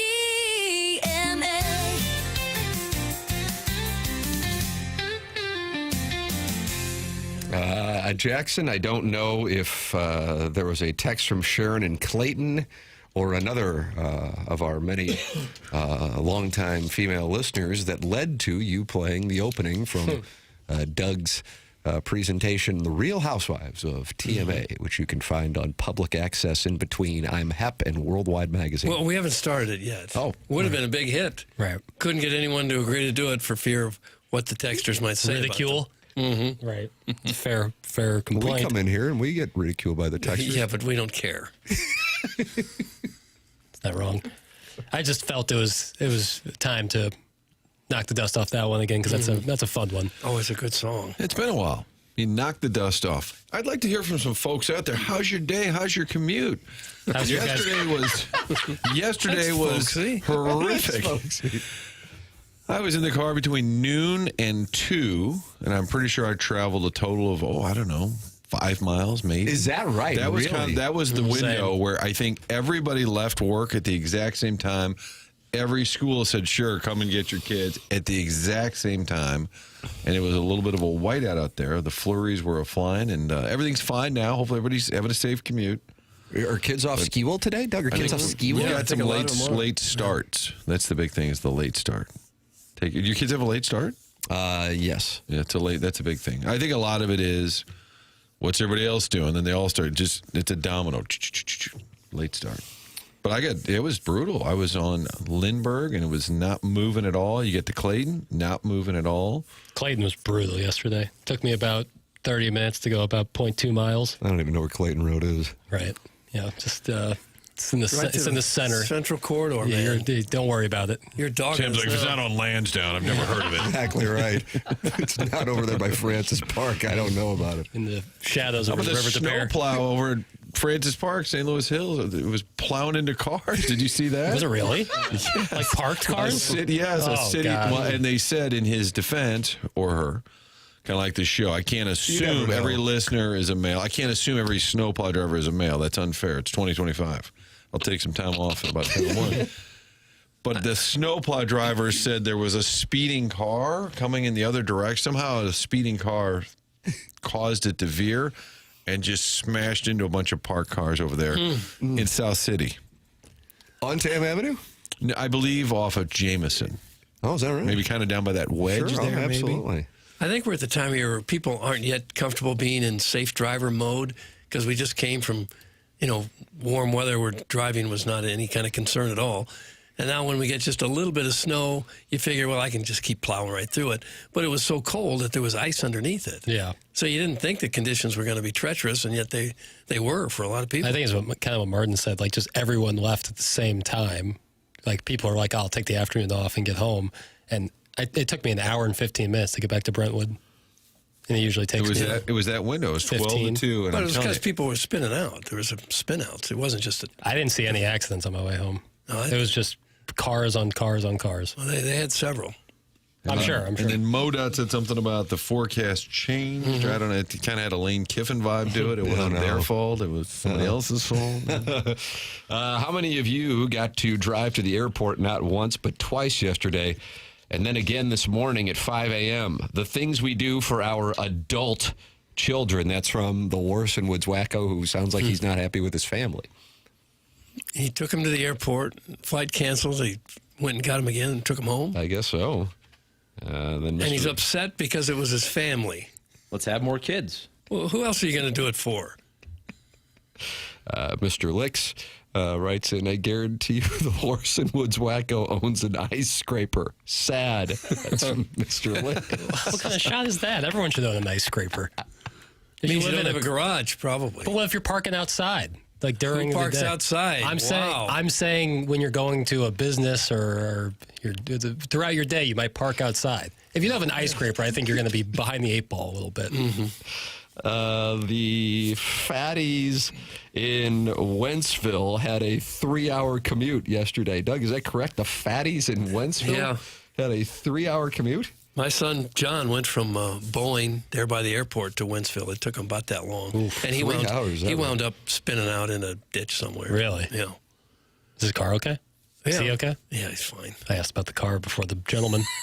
He's fine. Wrong of me. What are you with, big insurance over here? Courtney Landrum of the Courtney Show, 106.5, told me she lives in Illinois. It took her 2 hours to get home. Holy crap. 2 hours. Brutal. Yeah, when I left here after the sound story, it took me 2. Is that right? Yeah. To the 63109? Mm-hmm. Wow. Most of that was spent on 64. My younger son, the reason Kurt and I had a sound story right after TMA yesterday, and wanted to make sure I was able to leave here by 12, thinking I would be able to get to this doctor's office by 12:30, as my 3-year-old had to have blood drawn. And when you're 3 years old, Doug, a needle, it's a situation. Yeah, sure. Look away. So I know I gotta be there, and I'm thinking to myself, I've told them I would be there. I told them I would be there. I gotta make sure I'm there. So I get on 270. Doug, is that southbound from Olive to Ladue? I had never even been on Ladue Road, right. So I didn't know there was an exit. Right. Yeah. You were like. It's like when it's a big billboard with papers, thumbs up, welcome to Ladue. It's like in Vegas when you put your head out the limo to look at all the casinos around. Absolutely. And I think I drove by Belle Rive, which it's one of your places? Yeah, that's a new membership. Yeah, that's congratulations. That was a year ago. Honorary. The third. And then took Mason, go the back roads to Outer 40 to get there. And he was, Doug, I'm telling you, this guy was ready. I told him it's just a pinch. It's just a pinch. Just sure a little. I think in Planes, Trains, and Automobiles, the movie boy I was supposed to be on, but I got cucked by Rafe. Yeah, you got relegated. Steve Martin and John Candy discovered that there was a wild dog in the back of the truck as they made their way from Wichita. Just a nip. That's what I told my 3-year-old. I said, it's just a nip. It'll just be a nip. But oh my God, I had to hold the boy down, and it was not. And then the doctor, the nurse, ties him up. Hog ties him. Well, like it's a scene in The Wire where they're getting ready for an injection. Yeah, a tourniquet. Tourniquet. Thank you. Tourniquet was what I was looking for. Oh, what a. So apparently, Bubbles was there. When I wasn't there the last time, my wife was just there, and a different doctor was none too interested in trying to accommodate. I guess this was a nurse, and it's like Gaylord Fokker. I don't know. Nurse, doctor, there's a distinction. And she got on top of the boy and kept missing the vein? Yes. And so anytime he goes in now, it is a whole thing. So I had to make sure I was there. So we got done with the sound story, and I look at Chairman Kern, I go, oh my God, it's snowing. Because when you're in the sound story studio, you can't see anything. And I thought it wasn't supposed to snow until 5 o'clock. And I'm like, I can't be late for my boy. I can't be late for my boy. No. Because he walks into the doctor's office and he goes running. Yeah, like he's in the jungles of Nam. Yeah, that's. And I gotta make sure I get there. And you had a police escort. That's what. And that was the thing. St. Gabriel's sent a police escort. Cars were pulling over. It's Tim. Yes. Exactly right. And we were able to get there. And fortunately, the nurse was able to, on one try, get in there. Absolutely. Oh, when your kids are crying, screaming, when they're scared, it makes you feel awful. And it's like you gotta do it. But we're not really at a point of reasoning yet. Yeah. At 3. The key is not looking at it the whole time, looking away. Does it bother you still at this point? Last time I got blood drawn was like a year ago, and it wasn't like didn't hurt obviously, but I just can't look at it. I can't see that amount of blood. Like getting a shot's different. I could look at that because it's quick. Does the doctor say just a little nip? But blood draw where it's like they're pouring it out of you, that I can't look at. You pass out. Really? I don't know if I've never looked at it. I know. Come on, man up, take a peek. And take a look at it. Sure. I'm like a human juice box. I can't do that. I can't. No. I don't like looking at it. When I was in the hospital, they'd come and take blood, and I'd think, man, these nurses are so good, I don't feel a darn thing. Yeah. And then I realized, wait a minute, I should probably be feeling something. Then I realized I can't feel anything on the left side of my body. Take all the blood you'd like, ladies. Doesn't hurt. Come and get it. That's the plus side. Yeah. Always a silver lining. Mm-hmm. Tim, you are the best father ever. And it showed when your 3-year-old wanted nothing to do with the Ameren power play dance. I'm so proud of him. And you as a father and lover are an inspiration. Doug, that's from the recovering alcoholic. And lover. Belleville and Webster Grove. Local broadcast hero, Tim McKernan. He doesn't like the power play dance either? Good for him. We went to the Blues and Senators game on Friday, a matinee game, which they play 3 periods when the Blues start before 7 p.m. Right.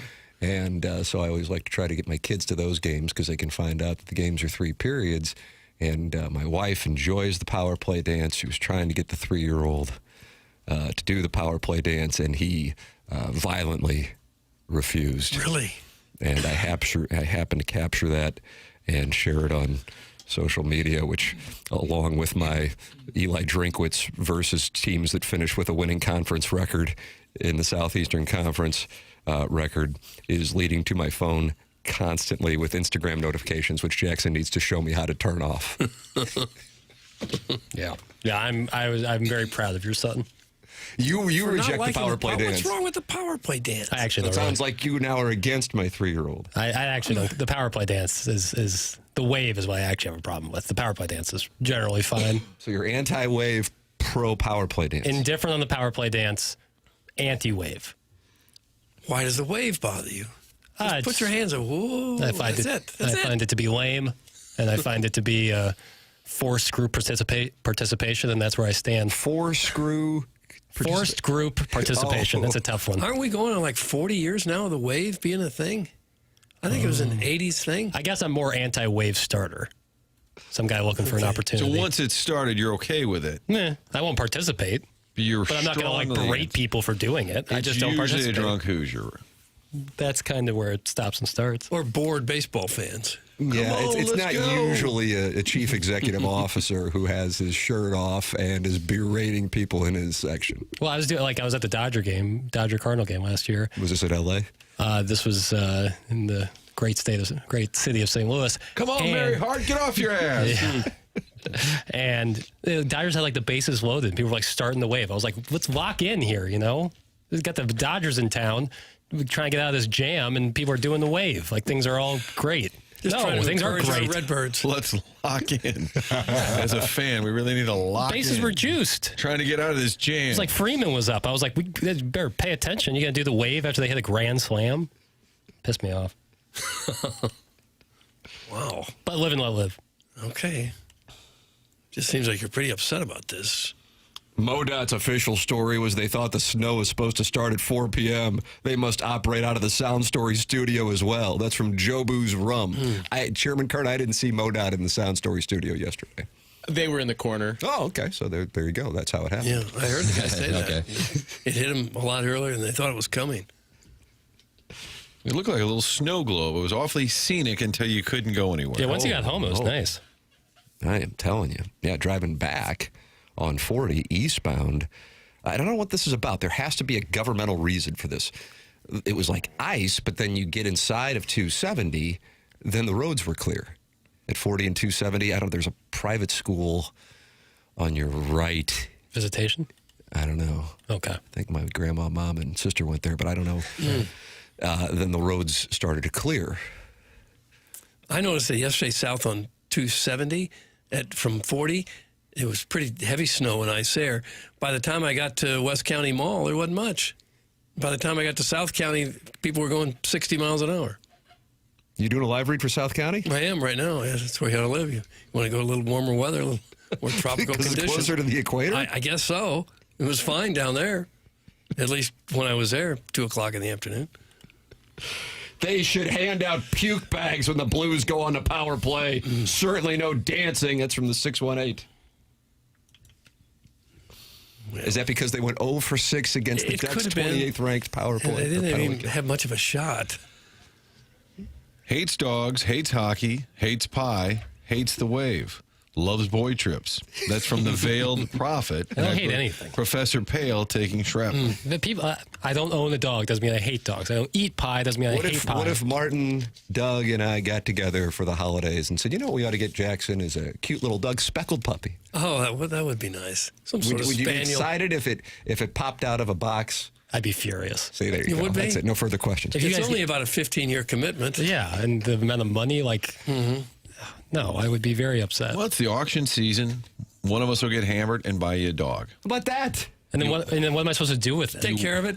Yeah. Every day. Watch ball together. If it was like a very docile dog, I'd be okay with it.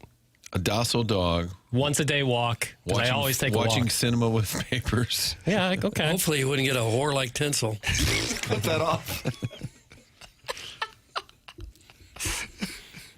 I wouldn't want that. I wouldn't want that. I don't think so. Okay. Good to know. The power play dance is bad, but for God's sake, when they played Pink Pony Club, I ripped off my shirt and I was dancing like hell.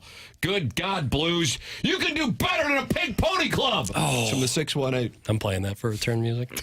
Pink Pony Club. That's from friend of Missouri, Chapel Roan, Doug, and they're playing that now at Blues games to the dismay of some fans. You know, I think if they're scoring goals during Pink Pony Club, it's A-okay. It's always the case, you know. You can put up with theatrics if the... Wasn't that the Oilers theme song in their run to the Cup final? Was it the Oilers or the Panthers theme song? I think the Oilers, I think the Oilers and the Panthers played mock. to Got it. Matthew Kachuk. Got it. The program's called TMA. We're in the Fisher Window and Door Store, 8 o'clock hour. We welcome you to participate. Call in, Callier and Thompson phone lines, 314-974-0101. Text in here, Comfort Service. Text inbox. Open up your YouTube app, type in messages, and talk it over with Bill Reloaded, Mo Taguchi, Spicy So, Deep Voice Dude, future Hall of Famer Dick Fitz, and Nipper School Monitor. They're all in there. 277 are talking to Visit Pine Lawn. Pine Lawn set aside a couple million for tourism. Really? This year, and one of their spokespeople is in the Michelob Ultra YouTube chat. They're trying to attract the same people who came over from England for Rams games. And you wonder where the speeding ticket money goes? There it is. There it is. Tourism. Michelob Ultra YouTube chat. 277 friends are in there talking it over. The program is called The Morning After. It is presented to you by Brown and Crouppen on 101 ESPN and the TMA STL YouTube channel.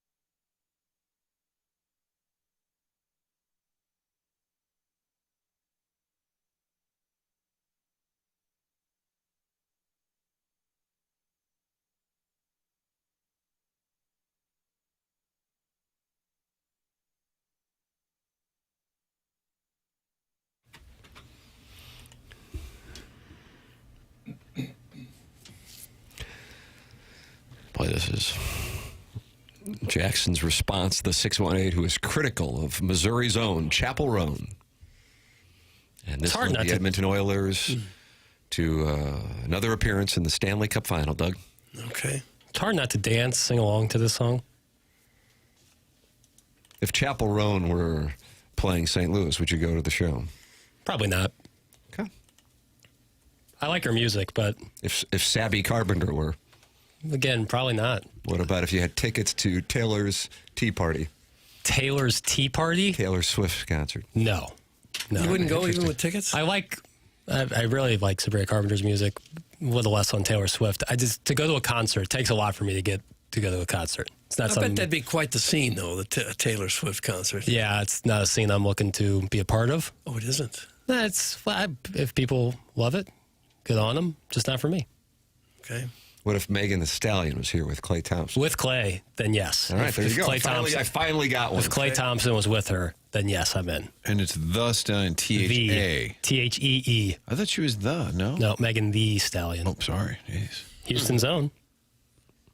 I've not been to the factory. I'd like to get out to the factory. I would too. I've never been. You got to stand. That's fine. Is that right? It's okay. Yeah. Is it a mosh pit, Doug? You like to get in the middle of the mosh pit? It's kind of a big mosh pit. There are a few seats way in the back, but almost everybody's standing, which is fine if you're comfortable standing for a couple hours. I'm going to go down in the coffee room there. Jackson, the vending area. I'm going to see if there's some tickets laying out, maybe like a Foghat cover band, you and me, this weekend. Oh, wow. Let's go. Okay. Factory. I'm not opposed to live music. I don't know. That would be quite a stance if you were opposed to live music. Well, sometimes like when you're at a bar. Like going to a show like a small bar, and they have live music playing, and it's really, really loud. Yeah. That sometimes isn't my favorite. They call me Papers. I work at... Yeah. Nice to meet you. It's tough. Like if you're not going explicitly for live music, it sometimes can be a burden. Doug, would that be like Mississippi Nights? That predates Jackson. That's where my parents met. Is that right? Was it really? That's right. Down on the landing. What was the show? Yeah, what was the show, huh? They've Isley Brothers, maybe? St. Louis's own. My dad will text me in however long the delay is, and then tell me what it was. I hope the delay is long after you allowed that profanity on. Yeah, I think that's what yesterday. my son was crying about. Yeah, that's right. Ah, man. It wasn't the needle. It was the S word. A lot of children's tears are on my conscience today. Clip that off. And it was the Browns player who's mad at Jawan Jennings. Yeah. Okay. So the factory has tons of seating. Stop the fake news, Doug. There's some in the back. Fear mongering. Seating in the back. Fear mongering. But most of the area is standing in the front, right by the stage. Fear mongering. I just know Neville Brothers. I went in with a ticket and I thought, I'm going to have a seat somewhere. It'd be general admission. Must be general admission. But no, there was no seat. I was just standing. Was it Aaron Neville who had the duet with Linda Ronstadt? I don't know much. Was that at the factory? I don't think so. I guess I'm going to say 89 to get me 88 and 90. But I feel like 91's live, so I'm just only going to allocate 10% of my bankroll, but with profit boosts. Love those profit boosts. And he was the real high-pitched voice. Yeah. And then Linda Ronstadt with that distinct, Doug, what vocal pitch would you call Linda Ronstadt? I don't know. Gotta do show prep, man. Oh, well, I know who she was, but you asked me what vocal pitch she was? I don't know.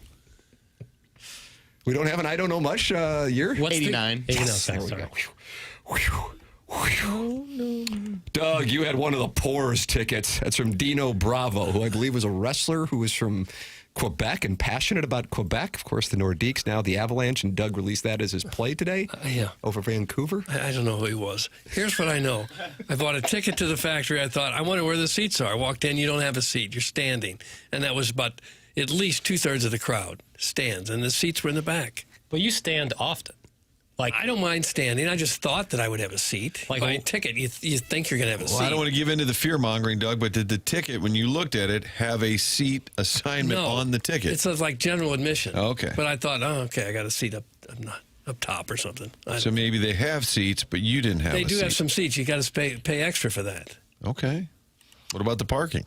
Parking was free, and I love free parking. I got kicked out of the factory for dry humping my wife at a country concert. That's from caller Buzz, who won the TMA Listener of the Month in June 2023.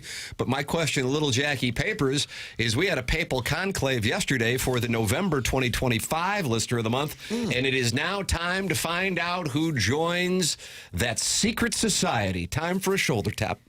The November Listener of the Month goes to the Bridgeton Landfill Fume Huffer. Unbelievable. Like Tiger Woods at Pebble Beach in 2000. I think never give up on my dreams. Okay. What specifically did he do to garner such support? Just be a big old fan. Just a guy. Okay. Just a big old fan just like you. So there's no criteria, really. It's just... He won the vote. That's the criteria. But it's like the AP poll. Don't ask the process. What's a democracy? What did he do to get into the final voting? That would be a question for the electorate. I just put it out there. Aren't you the... But, I mean, you're the one who decides who the finalists are. I might certify the results. Okay. Is that Catherine Harris, 2000 Florida Secretary? Hanging Chad. I believe so. Yeah. Mr. Licks wants to talk hanging Chads. He is with us on the Collier and Thompson phone lines. Good morning, Mr. Licks. You're on with Jackson Burkett. Good morning, Tim. Morning, Jackson, how tough is this ScarJo Woody Allen news story that broke last night? Her continued support? Yes. I mean, I like Annie Hall as much as the next guy, but I probably wouldn't say it. Yeah. You feel like that was a mistake on her part to come out and support for Woody Allen when no one was asking her about it or no one cares about it anymore, and then she randomly brought up Woody Allen? As Tim would like to say, probably a putt she would like back. Yeah, maybe a 2-footer. But, again, Annie Hall's great. I would like to apologize to everyone in the country that visits St. Louis that we don't have a single, nice hotel for them to We do. What about the Ritz or the Four Seasons? Oh, my God. Doug, What's wrong with those Clayton two? Ritz? The Clayton Ritz is the worst Ritz in the country. Live read. Why would you say that? Have you been to other Ritzes? I don't believe so. I've been to the Clayton one. Okay, well, then you have no ground to stand on. I'm just asking you why you would say that. What's wrong with the Clayton Ritz?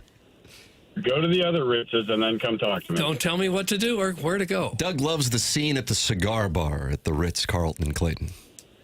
Okay, I actually like the cigar bar. I do support that. There you go. Okay. So I just wanted to, is it predictionary season? It is. It's always predictionary season. Yeah. I'd like to know what the dossier stated for the last hour that I've listened to. Jackson? Yes. You would like to know what the dossier is?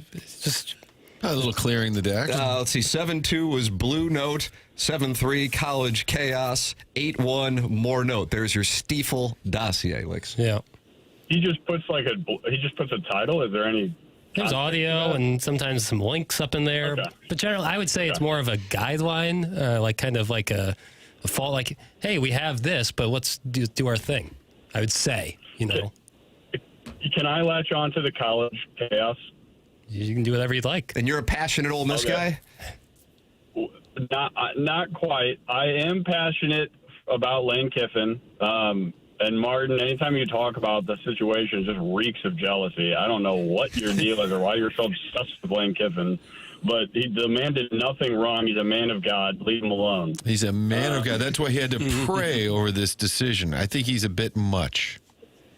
Okay, I like when people are much, but for my prediction is that a college football program will sign a deal with a private equity group within the next 12 months for NIL money. Wow. Okay. You expected a big reaction from one of us on that prediction? If that doesn't get a reaction from you, Doug, I don't know what does. Doug, you are a PE guy. What are your thoughts? Okay. I guess it's possible.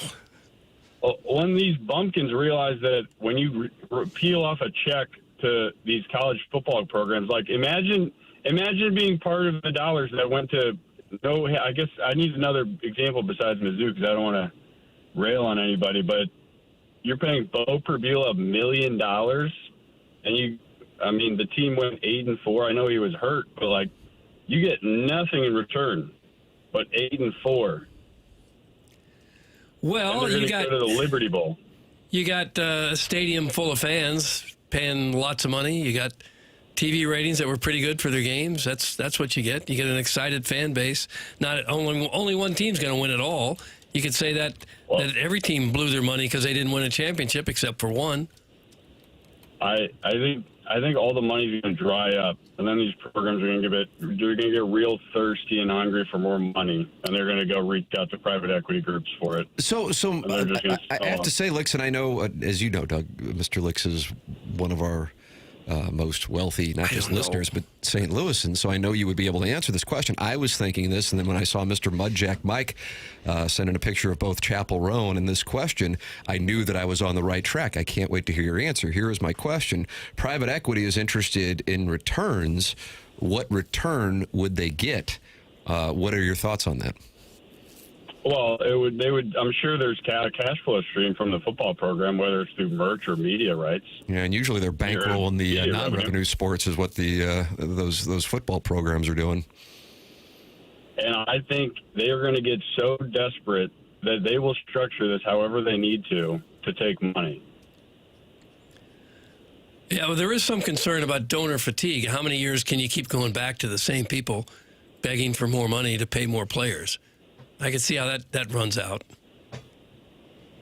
Yeah, I mean, you have to get lucky with a billionaire funding your program, like Alan Dadeville just texted me about Cody Campbell.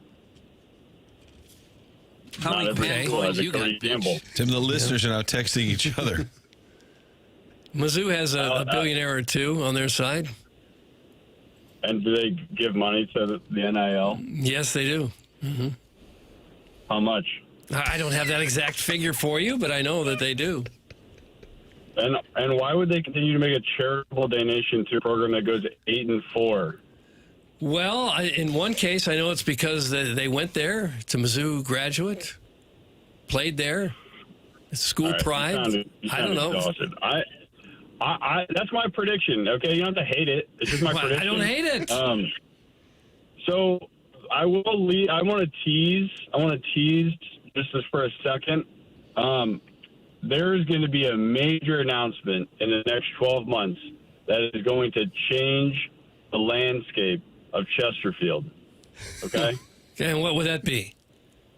Well, that's the tease. Oh, for heaven's sakes. Sick. All right, yeah, that's all I got. Thanks, guys. There he is. It's Mr. Licks with a tease, and I would imagine the assignment desk at the 2 Fox Now Martin buzzing. Scrambling. Because there will be a major announcement in Chesterfield that will change the landscape in the next 12 months. There you have it.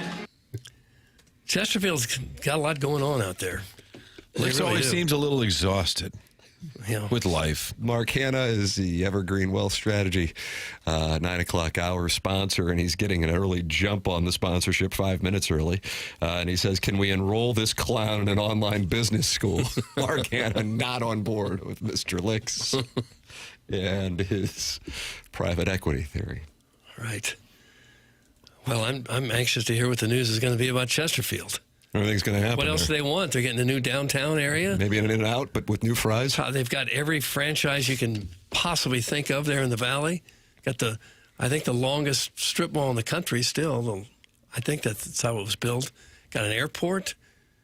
Got great housing, great schools. What else could Chesterfield get? How exciting would it be, though, if it was a new In-N-Out with new French fries? Yeah, like if they'd announced it, we're bringing In-N-Out, but our terms, because we have leverage here, you must bring crinkle cuts instead of whatever it is that you put out there. That's the announcement that this guy was talking about. I don't know. Next to Missouri announcing they're permanently wearing gold pants and the Cardinals bringing back the Navy hats, I don't know if anything could get me more excited than that. I'll be darned. Yeah. I'm loving how you sexualize the food. This is perfect for a shopping mall. It's very sexy. The only thing I'm seeing I'd like to put an amend on, perhaps a little more room here for the fixins. You know what I'm talking about? Ooh, we're going to have a lot of fixins.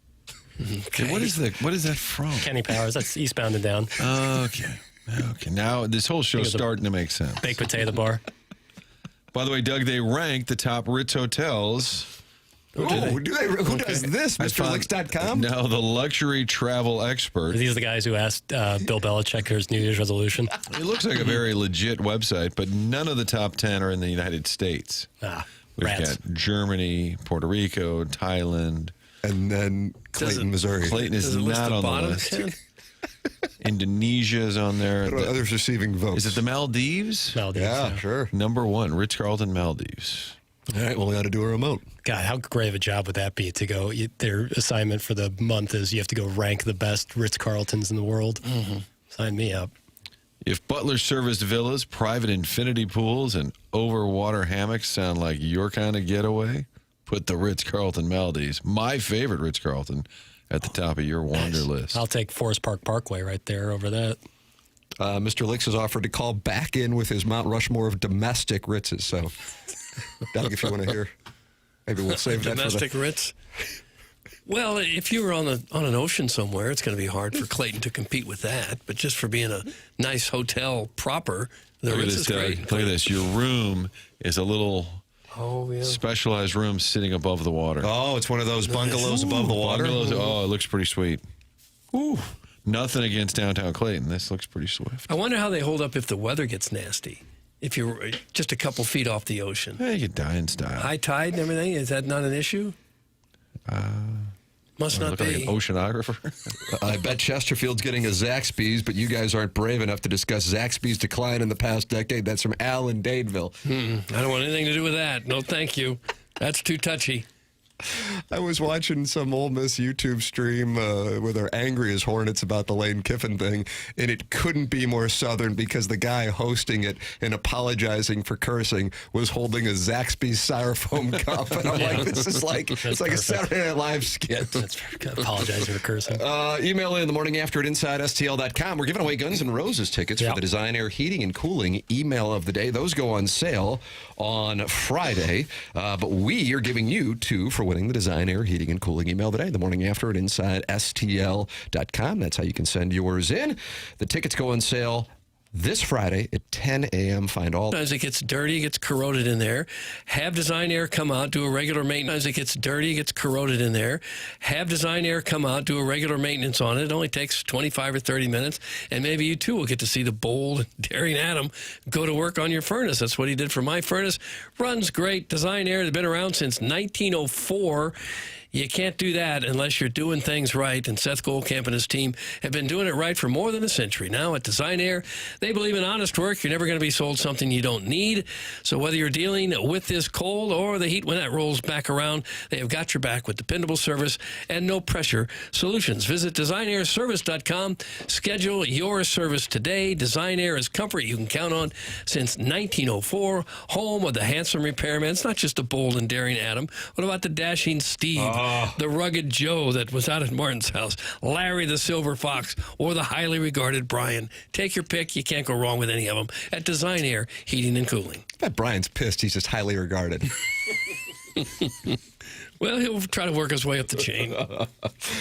Email in on your favorite Design Air Heating and Cooling repairman. The morning after at InsideSTL.com can win you Guns N' Roses tickets, which go on sale Friday at 10 a.m. Learn more at 101ESPN.com. Tim McKernan, Doug Vaughn, Martin Kilcoyne with you. The program is called TMA, and it is presented to you by Brown and Crouppen on 101 ESPN and the TMA STL YouTube channel.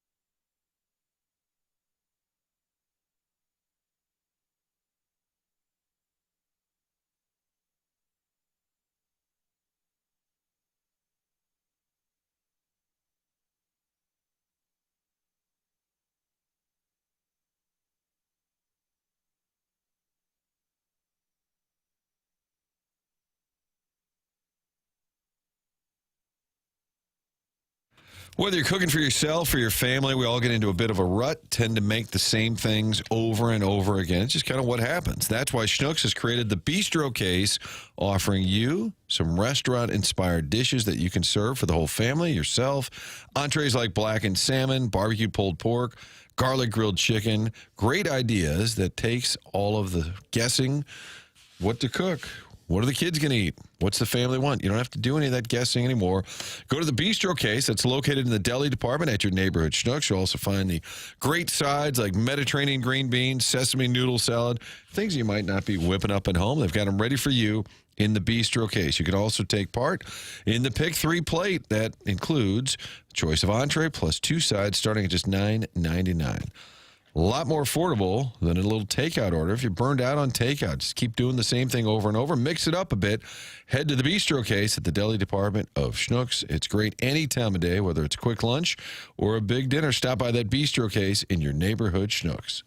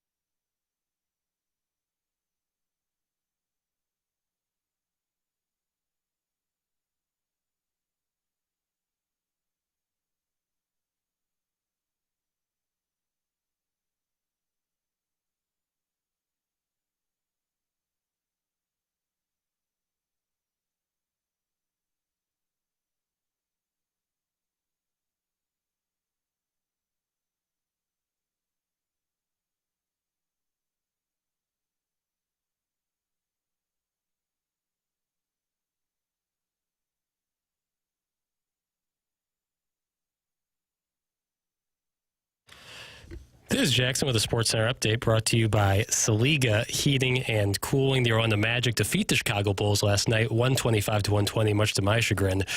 Desmond Bain, who was born in the darkness, scored 37 points and 6 rebounds. That was another Sports Center update brought to you by Saliga Heating and Cooling, a Daikin heating and air conditioning dealer.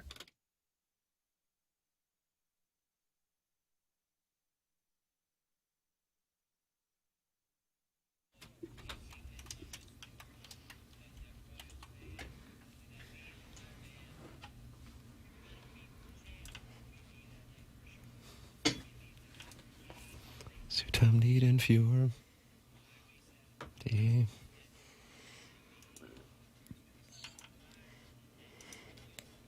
I don't like that.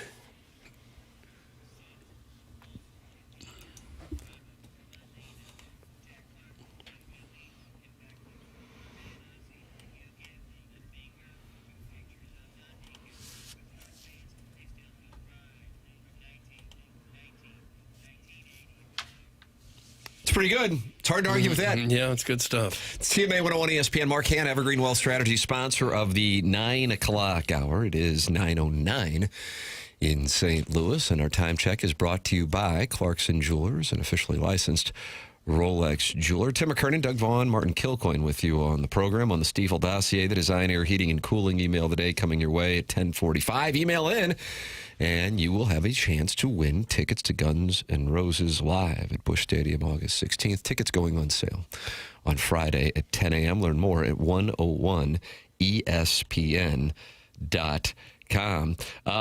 Spicy So in the Michelob Ultra YouTube chat does not like that we don't talk baseball, Doug. Okay. Is there any Cardinal topic that you've got that you want to make sure we talk about here on December 2nd as we are just 3 to 4 months away from what is expected to be a magical campaign for the 2026 Cardinals? Well, it's not Cardinal news, but it's kind of St. Louis news. Devin Williams out of Hazelwood West just got signed paid 3 years, $51 million from the Mets. How about that deal? Boy, that's And he had a nice tough for a year with the reliever. Yankees. I think there were some reports, I was looking it up last night, all this speculation how much he had hurt his market value. Well, he just got $51 million. 51 mil. Good for him. Life is good if you can pitch just a little bit. Or coach college football or pitch. Or design a soccer helmet startup? Well, now that's a whole different stratosphere of wealth.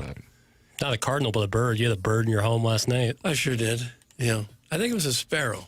How'd this happen? Came in off a wreath. So you open the door Had a and the wreath bird on the comes front flying door. in. Yeah. That's how I've had it happen. You had it happen last night. Yeah. And how did you remove the bird? Well, first everyone starts screaming to try to scare the bird. And then you got to shut the doors all around so you kind of confine the area he can go into. I tried to get the blanket to throw that over him, but, I have a massive home. I did see on Instagram flexing that high ceiling. Yeah, 18, I don't know how, 30 feet high. I don't know how high the ceiling is. But he flew up there, of course. So I couldn't throw a blanket around him there. So I got a big giant fishing net with a pole. And I put that up there to try to get him in the net. And I got him in the net. Yes. But he wiggled his way through the holes of the net, and he started all over again. Just like a conniving gerbil. I didn't think of that. But then I put the net back up there again, and after a while, he just stepped on the net, and I was able to carry him down the stairs and out the door while he stood on the net. It took about a half hour to get him out of there. So you carried it out in your little hands. No, like not in my Brooks hands. From Shawshank Redemption. And he fed him a maggot. Didn't he fed him a maggot? I didn't do that. I had a long pole with a net on it, and he was just at the other end. There's audio. Is that from your Instagram? You don't want these birds pooping in your house. Well, that's kink shaming. Yeah, seriously. It's not a kink. Doug, you seem to have a lot of drama. I do. There's no doubt about that. River birch. Oh, I hated that river birch tree from hell. Why didn't you just let the bird live with you? I guess. Like Home Depot. Well, I don't know how long I would have fought it before I would have come to that conclusion that he's just here to stay. Roommate. Big home, but you can't afford a storm door. No, I didn't have a storm door. You do see them sometimes in stores like Home Depot or Lowe's. They can't get out. Yeah, oh yeah. Doug, here's what you do. You turn off all the lights, you open the front door, and turn on the porch light. It'll fly right out. There you go. There's a pro tip. Thank you, pro tip. You would think. I had the front door open. You would think these animals that can read a newspaper headline from a quarter mile away could see a door wide open 15 feet in front of them, but nope. 2-story house. Wow, way to wealth shame, Doug. That's from MD 2020. Well, I thought a ranch wouldn't go well with the barn off in the back. Oh, yeah, you do It's have the barn off. something substantial. Guys, it's Hazelwood West in the Vianney School District. That's from Arbor Day. Two-time texter of the year. Didn't Kyle McClellan also do Hazelwood West? He's Hazelwood West. Yeah. Devin Williams was CB before Hazelwood West. So do we claim him? It's kind of like Michael Porter Jr. Did he go to Mizzou? Is he Mizzou's own? Kind of. I'm good on letting that one go. You're good on letting it go? Colombian native. Colombian native. He wanted to play there. He just got hurt. Iowa State. Am I right on that? Was that 2017 Iowa State? Was that a Friday night? It was a Thursday night. It was there. Disappointment that was. There. Now you're just opening up Jackson's wounds. Number right one here. player in the country. Year on the program. God bless Yeah, it. it was my sophomore year. It was so much excitement. My first Mizzou basketball game as a Mizzou student. Really? Yep. Oh, that's right. You transferred from Ballview. Freshman. Yeah. So, yeah, that was tough. He came out of the game, and everyone around me went into an absolute panic. It didn't look like he got hurt. I think he had been dealing with a nagging back issue. Clearly, yeah. And now he's making like $30 million a year. Yep. Brooklyn. Martin, I was adamant that your guy from Fire Up CB, Jeremiah Love, would be claiming the Heisman Trophy, but he got hurt early on against Stanford on Saturday night when I think Marcus Freeman was planning on getting him about 400 or 500 yards. And so he was not able to play. So his odds have gone from reasonable to now a long shot plus 4,500. But that's still the fourth best odds to win the Heisman. Would you like to take a guess as to who the favorite is for the Heisman Trophy as of December 2nd, 2025 at 9:15 in St. Louis, Missouri, the gateway to the West, which is the gateway to the West. Yeah, how about the Ohio State quarterback? Sayan, is that his name? That's correct, Julian Sayan, but he is not one of the two tied for first. Mendoza? I keep saying He is. Mendoza, yeah. But there is another one. Isn't it? Tied for first. And it's not Jeremiah Love of Fire Up CBC. Can we have initials, Pavia? please? Diego Pavia. Wow. Jackie Papers is not happy with that. Well, I mean, I think he's a very good quarterback. He's taken his team to a great record. Hope they get a chance to be in the CFP. I just don't see how you can select Julian Sayan or Mendoza. To me, are better quarterbacks, vastly. As we've learned, the Heisman Trophy voter barrier to entry is like starting up a podcast. Whoa.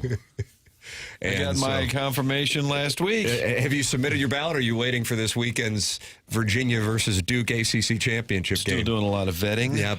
Dear Martin, on behalf of the Heisman Trophy Trust, I am pleased to confirm your participation as an official elector. Nice. So you can mock it all you want, but clearly my credentials stand out. So This came in an email. Yep.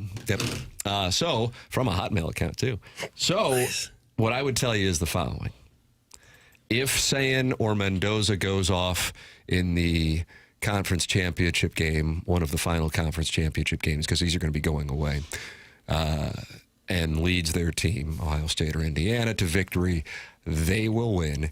If not, it looks like, because this is the most recent memory, Diego Pavia running all over Knoxville in the SEC, I think that Diego Pavia is now the guy to win. You would expect Ohio State, Indiana to be a, 20-17 kind of affair where you wouldn't think somebody's going to throw for 350 yards, but maybe somebody will. And if you do that against Ohio State or Indiana, you're going to have yourself a Heisman Trophy because you'll be the leader of an undefeated team in a glamour game that will have the stage to itself, all due respect to Virginia and Duke.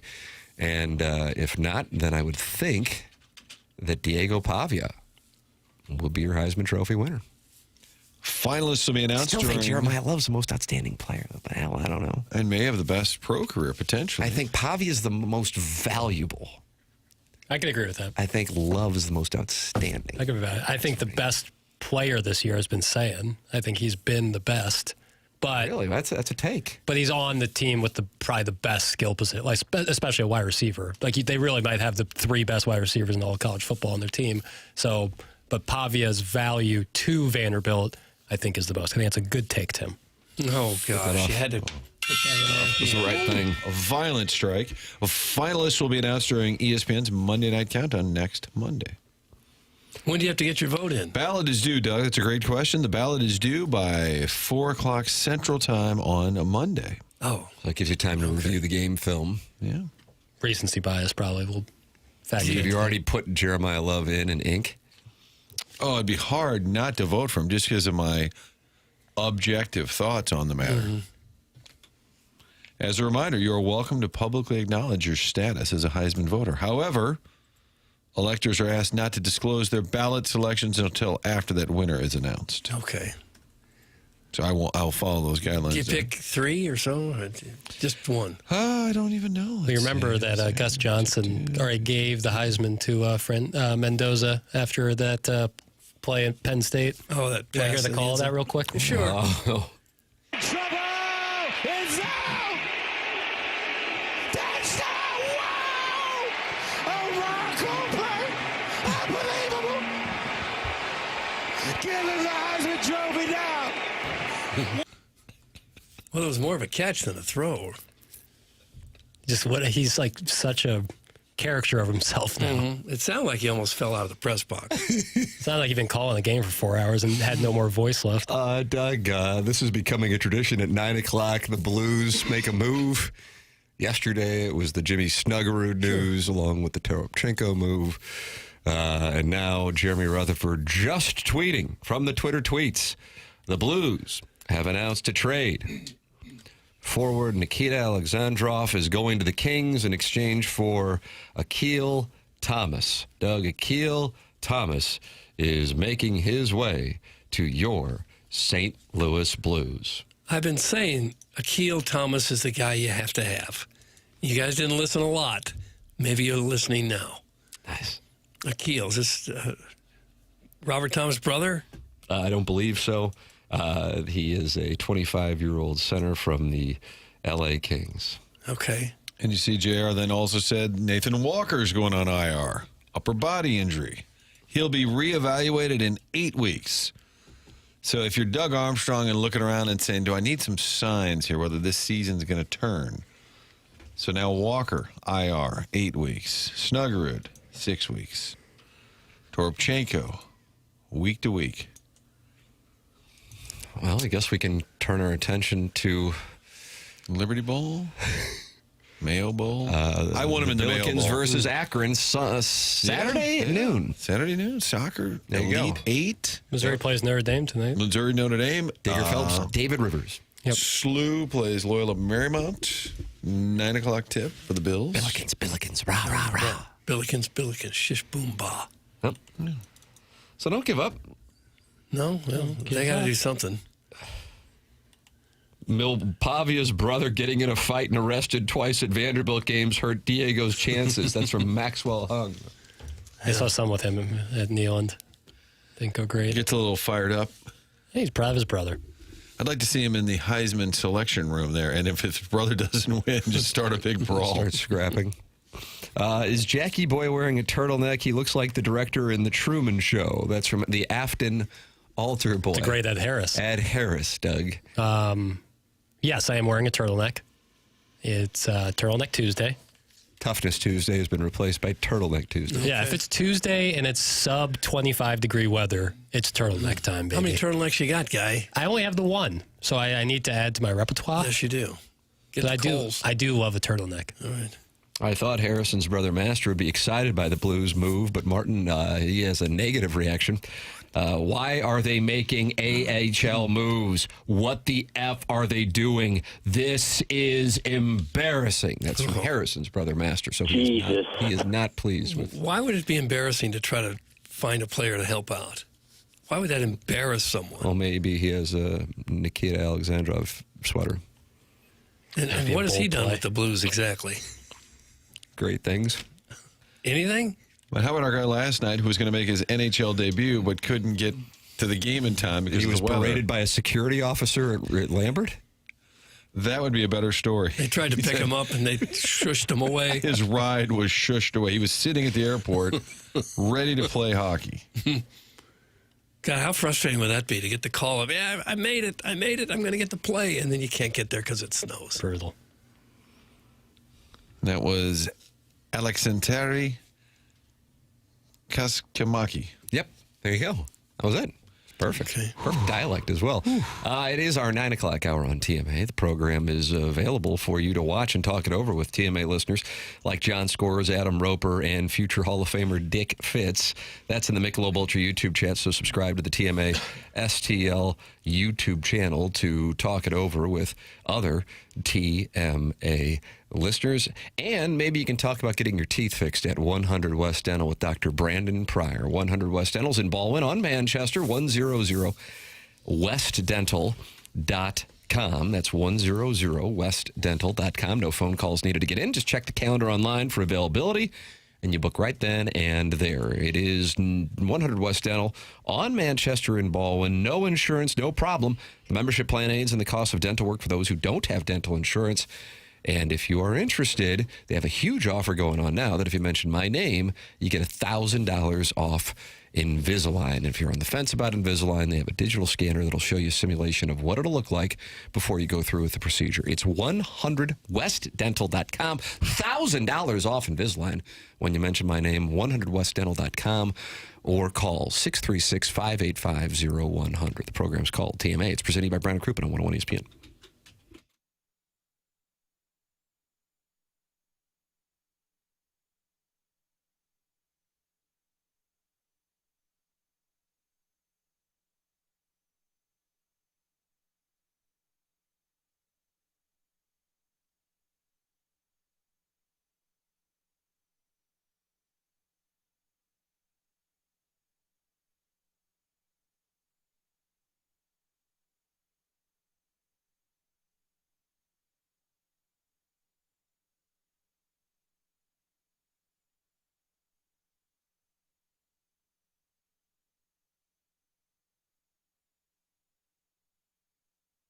Psychiatric Care and Research Center with Dr. John Canale has an opportunity for our TMA listeners to make some money by participating in upcoming clinical research trials. Dr. John Canale completed his psychiatric residency at WashU, where he also served as chief resident. He has 40-plus years in practice and 20-plus years conducting clinical research trials, and he's going to be doing those trials in O'Fallon, Missouri. And if you're interested, go to pcrc-stl.com.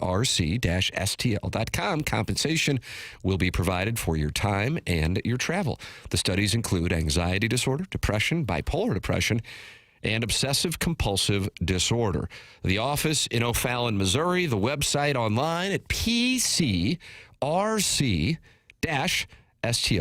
That's pcrc-stl.com. Compensation provided for your time and travel, and the office is in O'Fallon, Missouri. Online at pcrc-stl.com.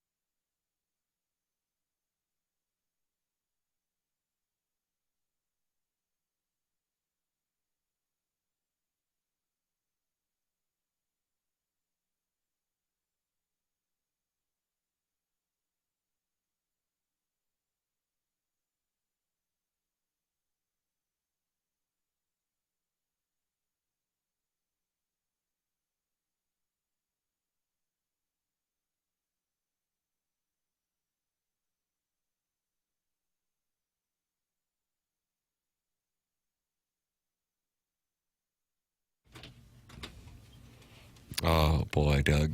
2016, right after the passing of Paul Walker? I think 15. I don't know the years. Well, so I'll still get it, though. Yeah. It's Charlie Puth's birthday. How old do you think Charlie Puth is, Doug? I don't have the foggiest notion. I'll just put a puck on the net. It's the only way you can score. What's his name again? Charlie Puth. 34. Nailed it. Shipped it! Shipped it! On the dot. So you love Charlie Puth? I don't know who it is. Yeah. What about Wiz? Quit feigning. I don't know. Yeah. What about Wiz? Is this Wiz here? I'm guessing, right? Wiz Khalifa. And he's been Snoop around Dogg's nephew? I don't know who's his uncle. He has his own line of pot? Or is that He does. Does that narrow it down? Khalifa Kush, yeah. Okay. I'm getting Charlie a call Puth. right now from Nielsen Ratings. Ooh. Oh, nice. From the Oh, Nielsen- take it. Fox Nielsen 2. ratings Come on, service. Doug. 2 Fox. Just hell? click all day long. All I do is watch 2 Fox all day long. I really like when that Kilcoyne's on. TMA 101 ESPN. Mark Hanna, sponsor of the 9 o'clock hour. Brown and Crouppen, your presenting sponsor today. Spicy So in the Michelob Ultra YouTube chat says the program never talks baseball. He wants us to talk baseball. And Martin, Katie Wu has a story that will be of interest to Cardinal fans. Katie Wu of The Athletic. Martin, we were talking about this during the commercial break. A Twitter tweet. Yeah, a texter to the show said we got a Woo bomb. Katie Wu says Wilson Contreras is open to trade offers and has become more willing to waive his full NTC over the last few weeks. How does that fit into the Cardinals' trade plans? And then she follows up with, this will not necessarily change the Cardinals' order of operations, but they're open to shopping Contreras. Top priority, again, remains trading Arenado and one of the lefty hitters, with Nootbaar, along with Donovan, continuing to gauge interest from rival clubs. So Wilson Contreras, okay, fine. He said, no, I'm good. I'm sticking. All right, you're going to start trading parts? Okay, fine. When he heard they were going to trade JoJo Romero, he's like, he's like, wow, okay, everybody's out of here. I don't want to be the last guy standing. Okay, I'll go. What is it that would want to keep somebody here right now? Best fans? Right. You're playing in front of no fans. You don't have much of a chance to win. You ever been to the Landing? I have been to the Landing. I drove by it the other night there on the Polar Express. Wasn't much happening. Oh, did you see Crack House Santa? I did, yeah. Waving in the distance. And a graffiti canister in the other?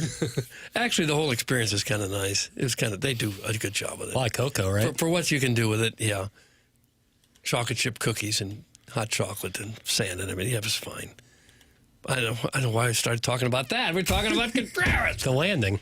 You said, why would anyone want to stick around? Yeah. And then you were workshopping possibilities like the Landing.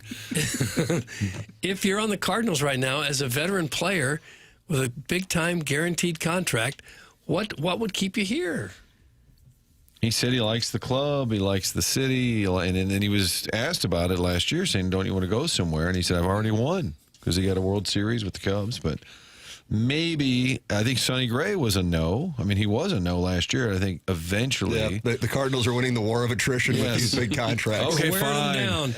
Get out of here. What if they move all these pieces, including Arenado's good buddy Newt, and they're like, Nolan, we got some bad news. You wanted them to add on? Well, unfortunately, everybody's gone, but we still haven't been able to trade you. Do you know we have the best fans in baseball in St. Louis? Oh, that's awesome. Yeah, awesome. That was Contreras right there. Boy. I'm sure Arenado is sweating bullets right now. Okay, Sonny got to go to Boston. Now Contreras is willing to go. Yeah. You got to find a trade partner for Arenado. I just don't know what that. I mean, Mo sighting. you got to love the guys like Contreras who want to be here.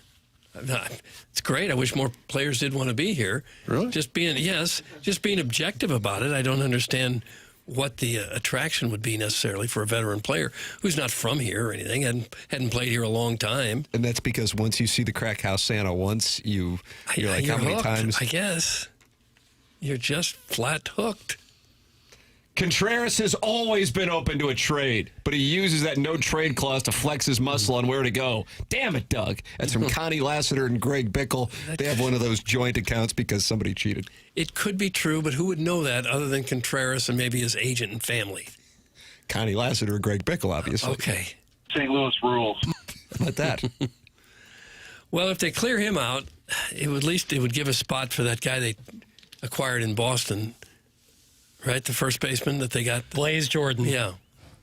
I don't know if he's ready or not, but who didn't overly impress. I think honestly, you'd put Burleson at first. Get him out of the outfield. Yep. Put Burleson at first. Hopefully Herrera can catch a decent amount of games. Well.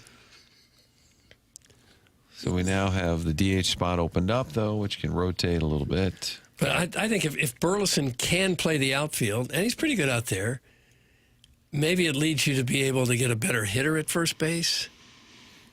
Because you're really weak in the outfield, and if you're going to take get in the Alonso sweepstakes, no, him instead. Doug's looking to add on. I don't think you got the memo. We got to get somebody to play. Well, there'll be somebody. And if you got there will be somebody. There will literally be somebody.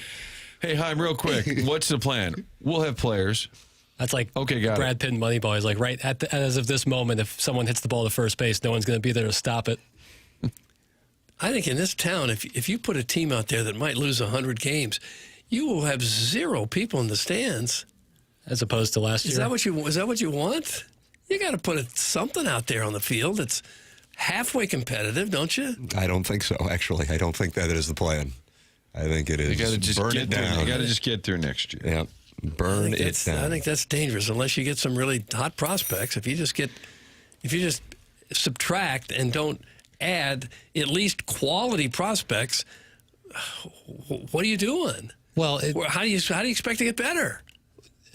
I think clearing out some of the mess and allowing some new people to come in is the idea, as opposed to constantly just trying to play for 500 and get people in the stadium. Agreed. I'm saying, but the people you get back, they better be quality prospects. Well, I think what they're trying to do, though, with the Boston trade, so Sonny Gray is going to be gone in a year, Contreras will be gone in 2 years. Can you get some pieces, even if they're single-A, double-A players, to kind of restock, and then there's no guarantee any of those guys are going to make it to the big leagues, but at least it gives you more depth, some more options. You have to be mentally ill to have made $100 million and insist on living in St. Louis. That's from Harrison's brother Master. He will not be hired by Visit Pine Lawn, the tourism department that is in the Michelob Ultra Utah. What if we find out Contreras lives in Pine Lawn and he just doesn't want to leave? I just hope that they're not going to adopt the pirate model here for a few years and take the luxury tax money that other teams pay. I just think that's how so much of business model is the uncertainty regarding the season after 2026.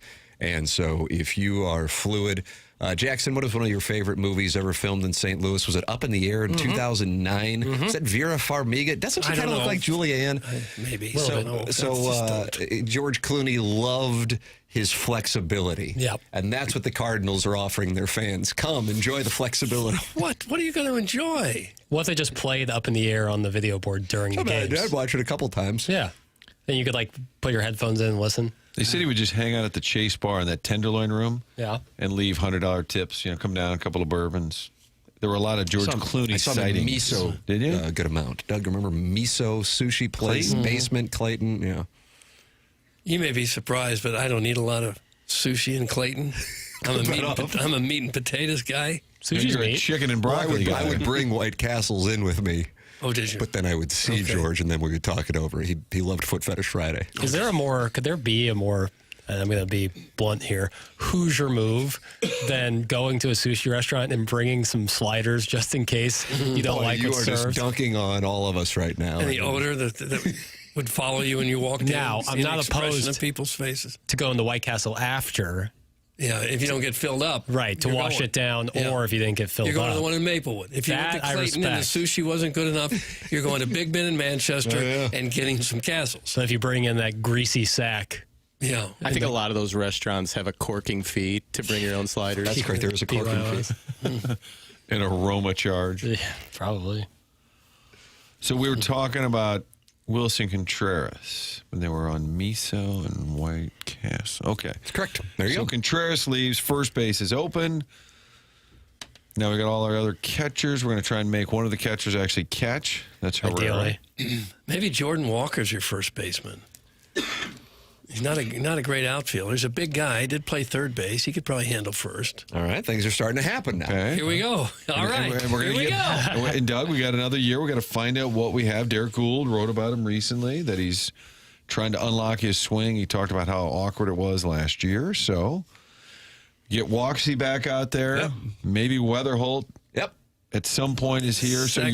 So what you're watching, Doug, then is at least a glimpse of the future. 12 and 28.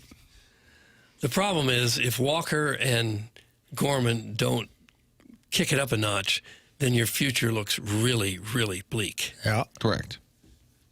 But what about the quality starting rotation?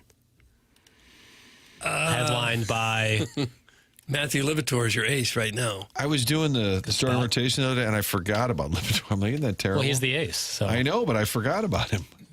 It's your bell cow starter. Guys, the phrase, quote, Contreras leaves and first base is open sums up the front office's success of the past 5 years quite well. That's from two-time Texter of the Year, Arbor Day.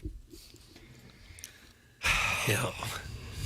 I find it hard to believe that the St. Louis Cardinals would not put a team on the field that at least has a chance to be competitive. Maybe this is the year what they changed the model, what they've been doing for 5 or 6 decades. It's just hard for me to believe that they would throw up their hands and say, we give up, we're going to be horrible for 2 or 3 or who knows how many years. Maybe it's going to happen.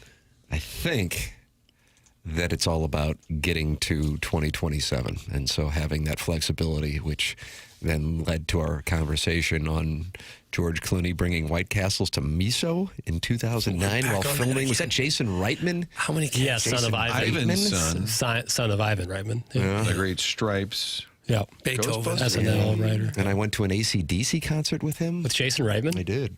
Wow. Oh, wow. You just got a soft cow. Well, did you ask some up in the air questions? Did you win email of the day? I did. That's how you ended I up had the at wing an and fry AC/DC. party choice or hang out with Jason. That'd be a great email of the day prize. Well, I've never seen you more excited. Well, and that's I'm with not Missouri playing Notre Dame tonight, Doug. 1.5-point underdogs. Okay. I'm very excited for that, but I'd be fired up to have a conversation with you. How did that come about? You know what? I have some friends who were hanging out with him and some of the people from the film while they were in town, and I got to go out and see him shooting some scenes. I guess the bar scene from Up in the Air, where he meets Vera Farmiga. The credit card scene where they're comparing I think credit you're cards. right. Yeah. And that was shot. Does anybody know where that was shot? Up in the Air trivia. Jackson's favorite movie shot in St. Louis, not named White Palace. Oh, initials? H. Howard Johnson's. I would have said H.J., which I know is your favorite thing. Hodak's. That would have been Is that awesome. still around? That would have been Big piece of chicken in his mouth. Okay. Harry's? Is that still around? That's a nice guess. No longer with that's us. actually a really good Dr. guess. Vegas on Friday nights. Okay. Second letter, first I. H-I. High V. The Y. Who shot at the high third letter, please? L. I was thinking Hillary's. They went to Hillary's for that? That's your place. Fourth letter, please. T. The Hilton. Yes! See, that was easy. Hilton by the airport. Okay. That's where they shot it. All right. Oh, random. Yeah, how about that? Did they Yeah, need nice airplanes in the background or something? They give a lot of love to Lambert in that movie. Yeah. Yeah. Well, anyway, Apparently that's what they the didn't have any Cardinals are issues doing. getting picked The up. Cardinals are George Clooney in 2009 and Up in the Air. Flexibility. Once an apartment in Omaha, but then they want to be able to travel around. Okay. Is that Dickie Fitz? Is Dick Fitz going to be in the rotation? Cy Young I winner. think so. Okay. Is Palante going to be in that rotation? Is he questionable? The issue is we don't have a whole lot of other sports, and Cardinal baseball is what we do in St. Louis from the 1st of April till the day that they're knocked out of it. It's a daily soap opera. It's what St. Louis has done for I don't know how many decades now, where the stadium mostly filled up. And to think that that's all gone away, that the interest is going to go away for 2 or 3 years now, and they're not going to have a chance to compete, that is really seriously depressing. If you're not in St. Louis, congratulations. Well, thanks, Joe. What if Mizzou had all freshmen on the basketball team, Doug, and they said, come grow with us? Would you be okay with that? And they wore baggy shorts and black socks. Basketball's a little different. We've seen teams do it with all freshmen. Duke does it every year. I mean, they're just trying to build it up. I know. Is it Chris Webber, Jalen Rose, Juwan Howard, Jimmy King, Ray Jackson? Is that right? Yeah, I would think you would know that. Papers, I know it predates you, but still. I know the big three, Rose, Juwan Howard, whatever, and Chris Webber. Shut up, dog. We have the Battlehawks. It's in the 618. Okay.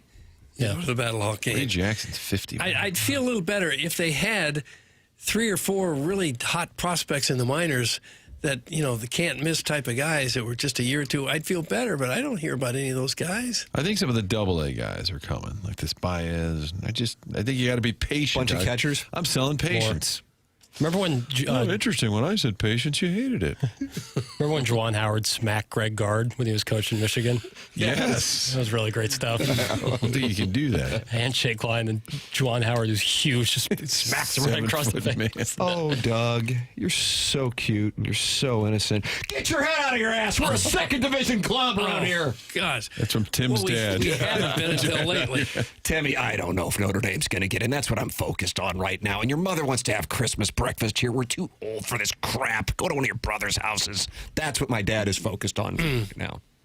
That's what he's focused on. If Notre Dame falls behind somebody tonight, all hell's breaking loose. Even basketball, I don't know if he's even aware of the basketball game. I'll text him to let him know. And Profit Boost today, Jackson. It's boost season, so he might be interested. Yeah.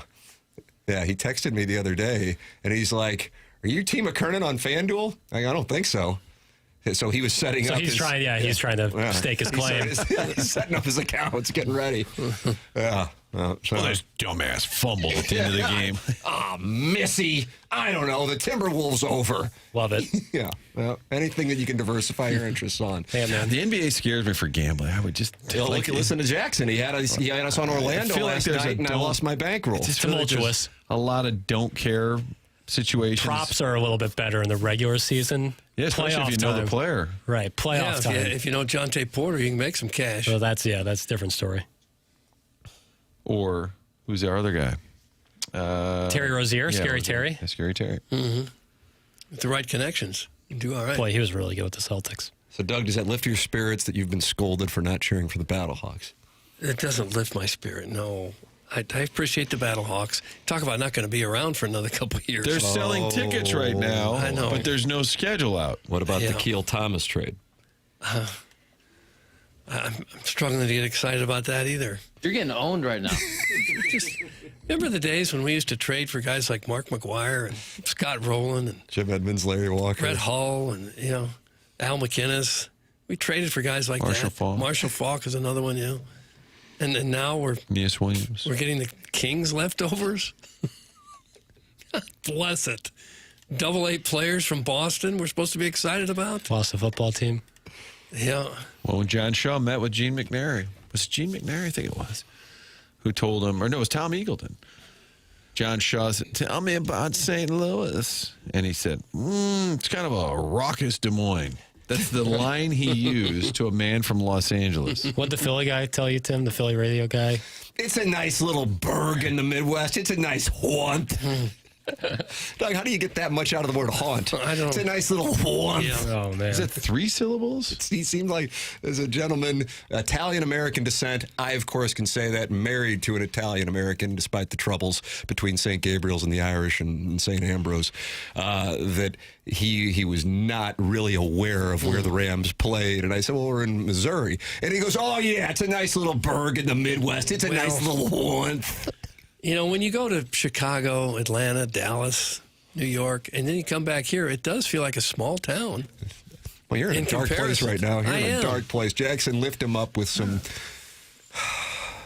How about Mills Brothers, My Girl Bill? What do you got? This whole bird thing's got me down, I think. What about the whole one? Okay, that helps a little bit.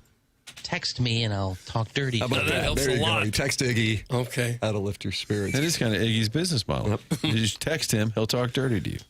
Email in the morning after at InsideSTL.com and win the Design Air Heating and Cooling email today, which means 2 tickets to Guns N' Roses. That's coming your way August 16th. And that's with Jason Reitman? That's correct. That's with Jason Reitman. You get to go with Jason Reitman. Great. You can win that by winning the Design Air Heating and Cooling email of the day. Send yours in the morning after at InsideSTL.com. Lift Doug's spirits. He's in a dark place. Yes, please. That's coming up in an hour. It's TMA 101 Speed.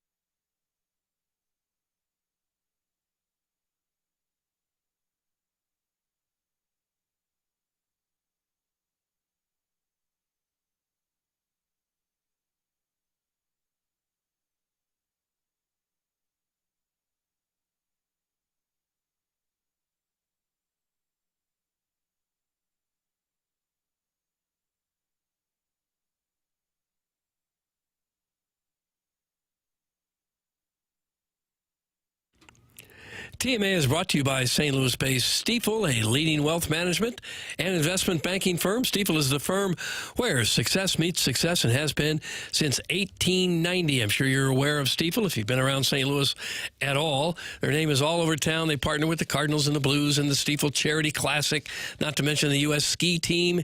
They sponsor the Stifel Theater. Stifel is honored to support the city, the people, and our future. Stifel is a diversified global wealth management and investment banking company focused on building relationships that help individuals, families, and organizations pursue their financial goals. The iconic image of the bull and the bear shows the dedication and spirit of each member of their firm. They are individually and collectively committed to using the forces of the market to benefit their clients. As one of the fastest growing wealth management firms in the world, their tagline is, where success meets success. Stifel Nicholas and Company Incorporated, member SIPC and NYSE.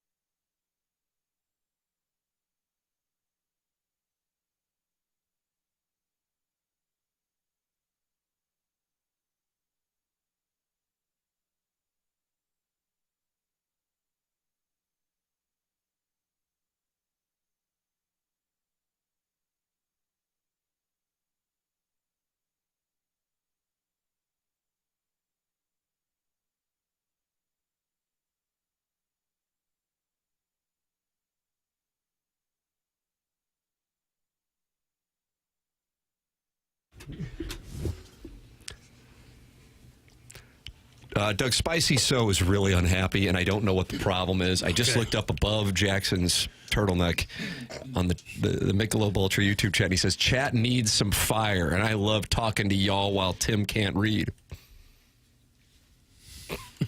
That sums it up. So he's not happy. No. You're not happy because the Blues have placed Nathan Walker on IR. He has an upper body injury and will be reevaluated in 8 weeks. Snipes in the 9 o'clock hour yesterday went away for 6 weeks. Toropchenko was going to be out after an injury at home. And then the Blues have traded Nikita Alexandrov for Kings forward Akil Thomas. There's your update. Okay.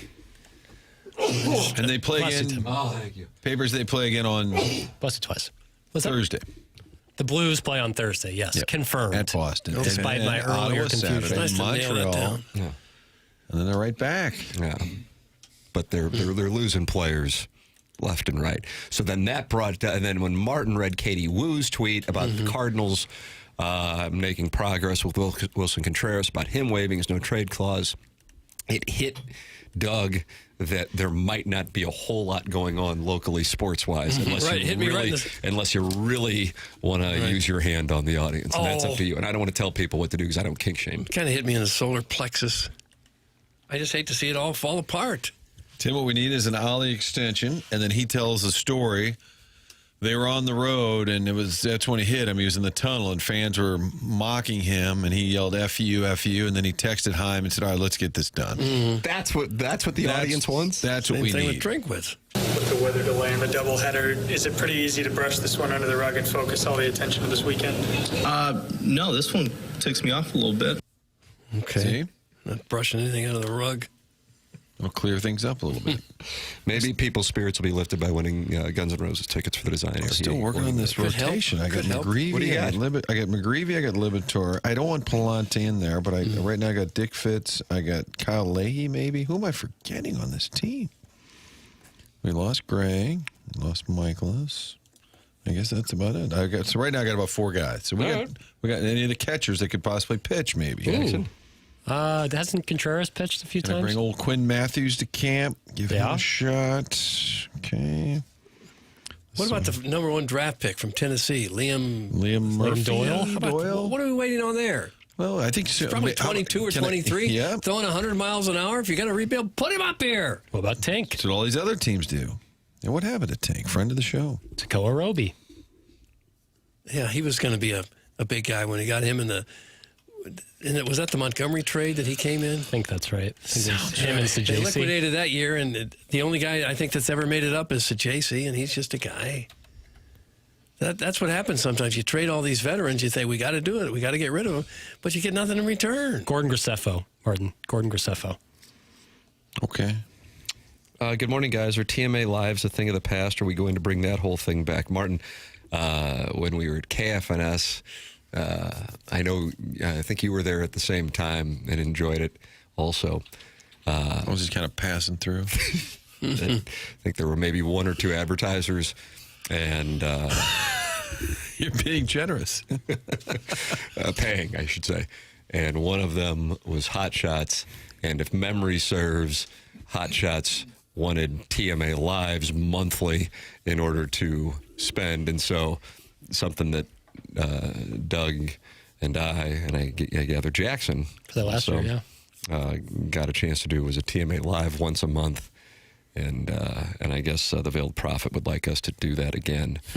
I'll let you guys do that. We did one last year at Christmas. Remember that? But it wasn't a broadcast. It was a holiday party, and you were dressed up as Santa. I was indeed, yeah.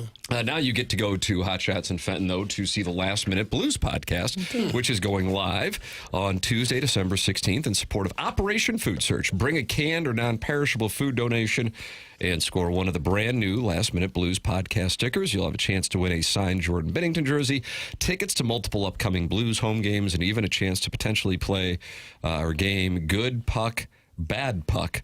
Plus, Alex Ferrario, Jeremy Rutherford, and Donnie Fandango will host a live edition of the Last Minute Blues podcast featuring a few special guests you won't want to miss. Get all the details on the live Last Minute Blues pod happening on December 16th at Hot Shots Fenton, now at 101ESPN.com. So the replacement for TMA Lives is now a live podcast of the Last Minute Blues podcast with Alex Ferrario, Jeremy Rutherford, and Donnie Fandango, and that's taking place December 16th at Hot Shots in Fenton, the Yankee Stadium of Hot Shots. The program is called The Morning After. It is presented to you by Brown and Crouppen. Martin, it's 10:01, and that's the witching hour for onboarding. Yeah, I just got a text. Oh. Yeah. They're just saying, where are you? Oh, no. Wow. Yeah. That was a big quiz today. No, yeah. Just said, where are you? They didn't like the fact that I forgot about Graceffo. I didn't mention that Roby and Tommy John last year, so I got to really workshop this rotation. I'm sorry. Doug, I know you are upset with those who don't work with Mark Milton, who's online at stltaxlawyer.com. Mm-hmm. You don't work with Mark Milton or Mark Hanna? Did you say Milton? Milton. Boy, you must have a tax problem. If you do, Milton is the guy you want to know about.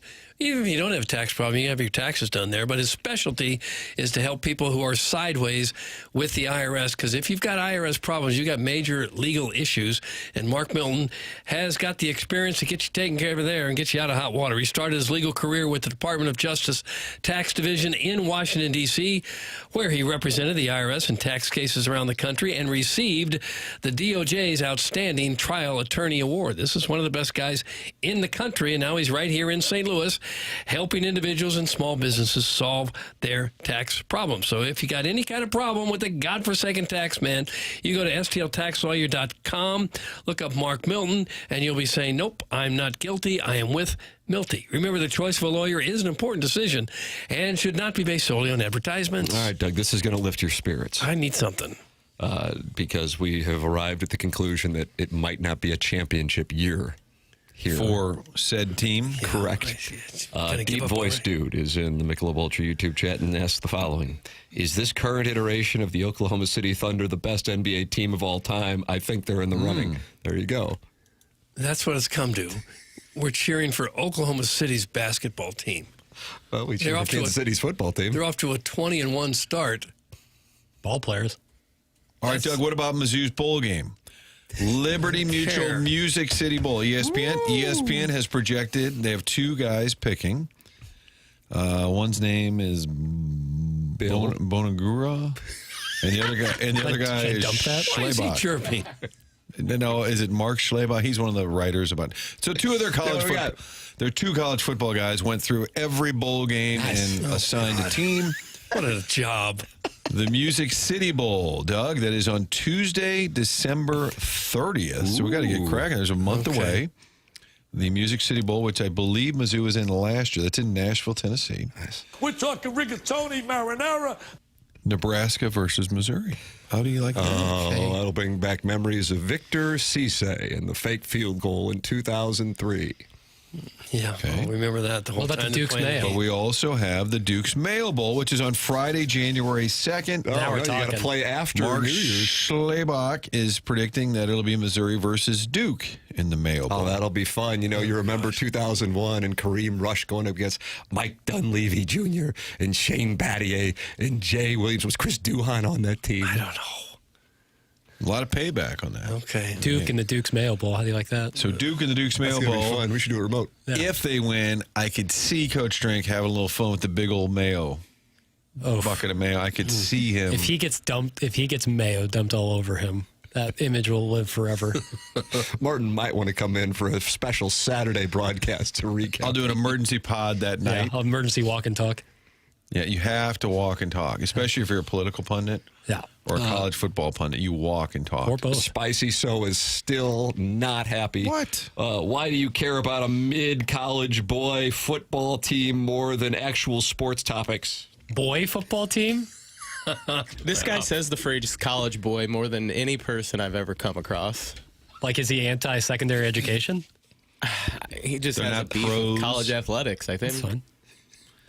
Now, the ReliaQuest, which I think Mizzou was in once before. Where's that at? That's in Tampa, Florida. Ooh. That's on New Year's Eve at noon. The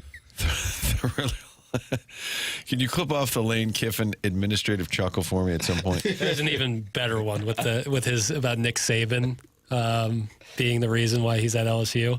They start applauding. Oh, God. You want to hear it? Sure. Here's a provost clapping. We did, but his previous win. Nope, that was Monty. It sure was.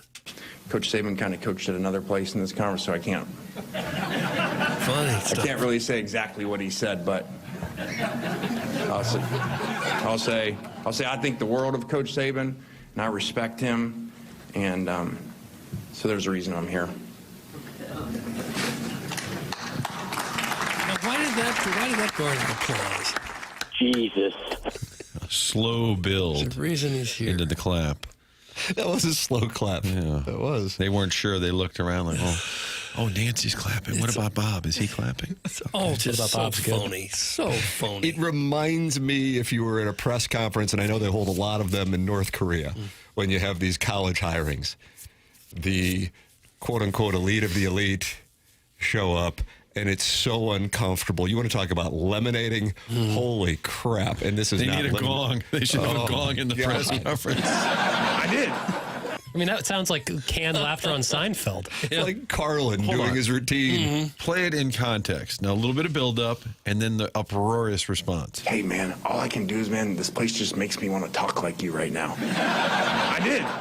It sounds like it was added afterwards. It was like They must have drawn a sign. Lane Kiffin, Yeah. so in demand. Live from He's Studio now hosting- 5A. He's hosting SNL. Yeah, really. It's crazy.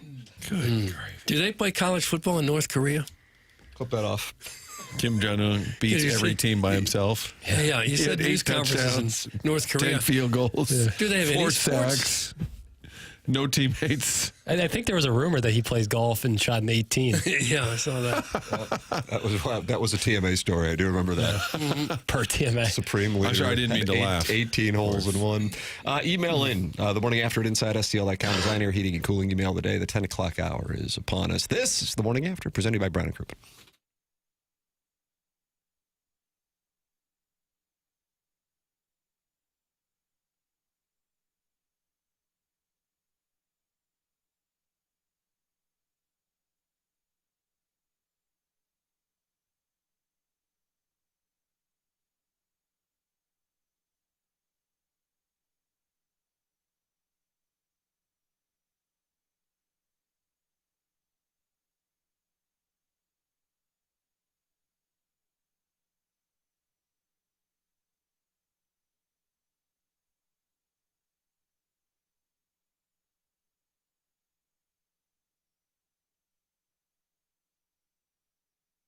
Missouri, it is happening. FanDuel Sportsbook is live and ready to roll in the Show Me State. And they're celebrating with a little something for everyone all this week. Every customer gets a no-sweat bet every day. That's right.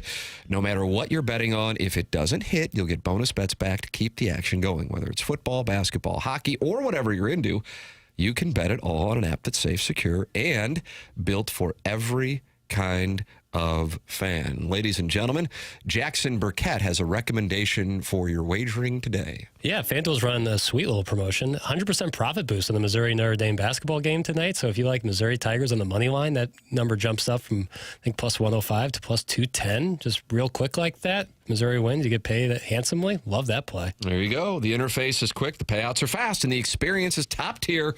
So download FanDuel or visit FanDuel.com/Missouri to get started. FanDuel Sportsbook now live in Missouri. Must be 21 or older in present Missouri. Gambling problem, call 1-800-GAMBLER. Opt-in required each day. Refund issued is now withdrawable bonus. Bets that expire 7 days after receipt. Max refund $20. Restrictions apply, including token expiration. See terms at sportsbook.fanduel.com.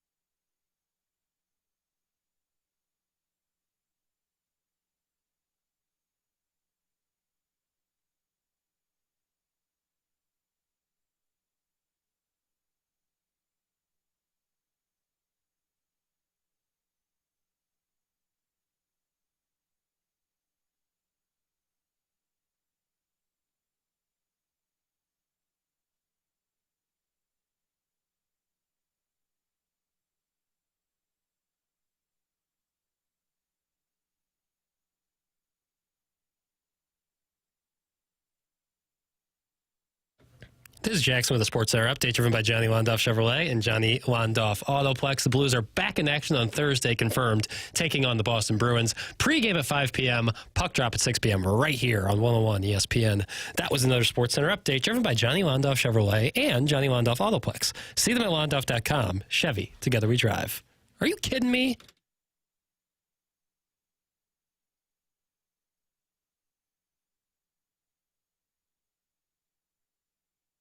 This will lift your spirits. All right, just start.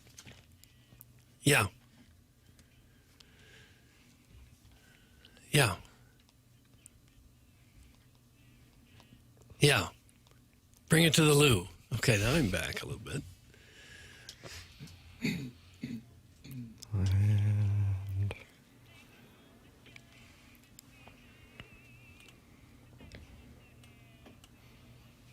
I don't think they do that. How about that? There you go. Now you're starting to feel it again. It is the Morning After. Okay. Presented to you by Brown and Crouppen on 101 ESPN and the TMA STL YouTube channel. Men, have you or your family seen a change in you? Not quite yourself anymore.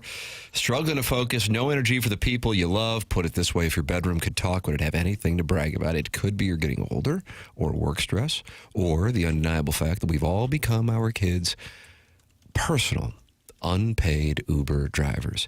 It could also be your testosterone calling it quits, and you never got the memo. That's where Mentality can help you out. Whether it's low energy, weight gain, or just that feeling something is off, Mentality can help. So stop being tired of being tired. Get back to the guy you used to be.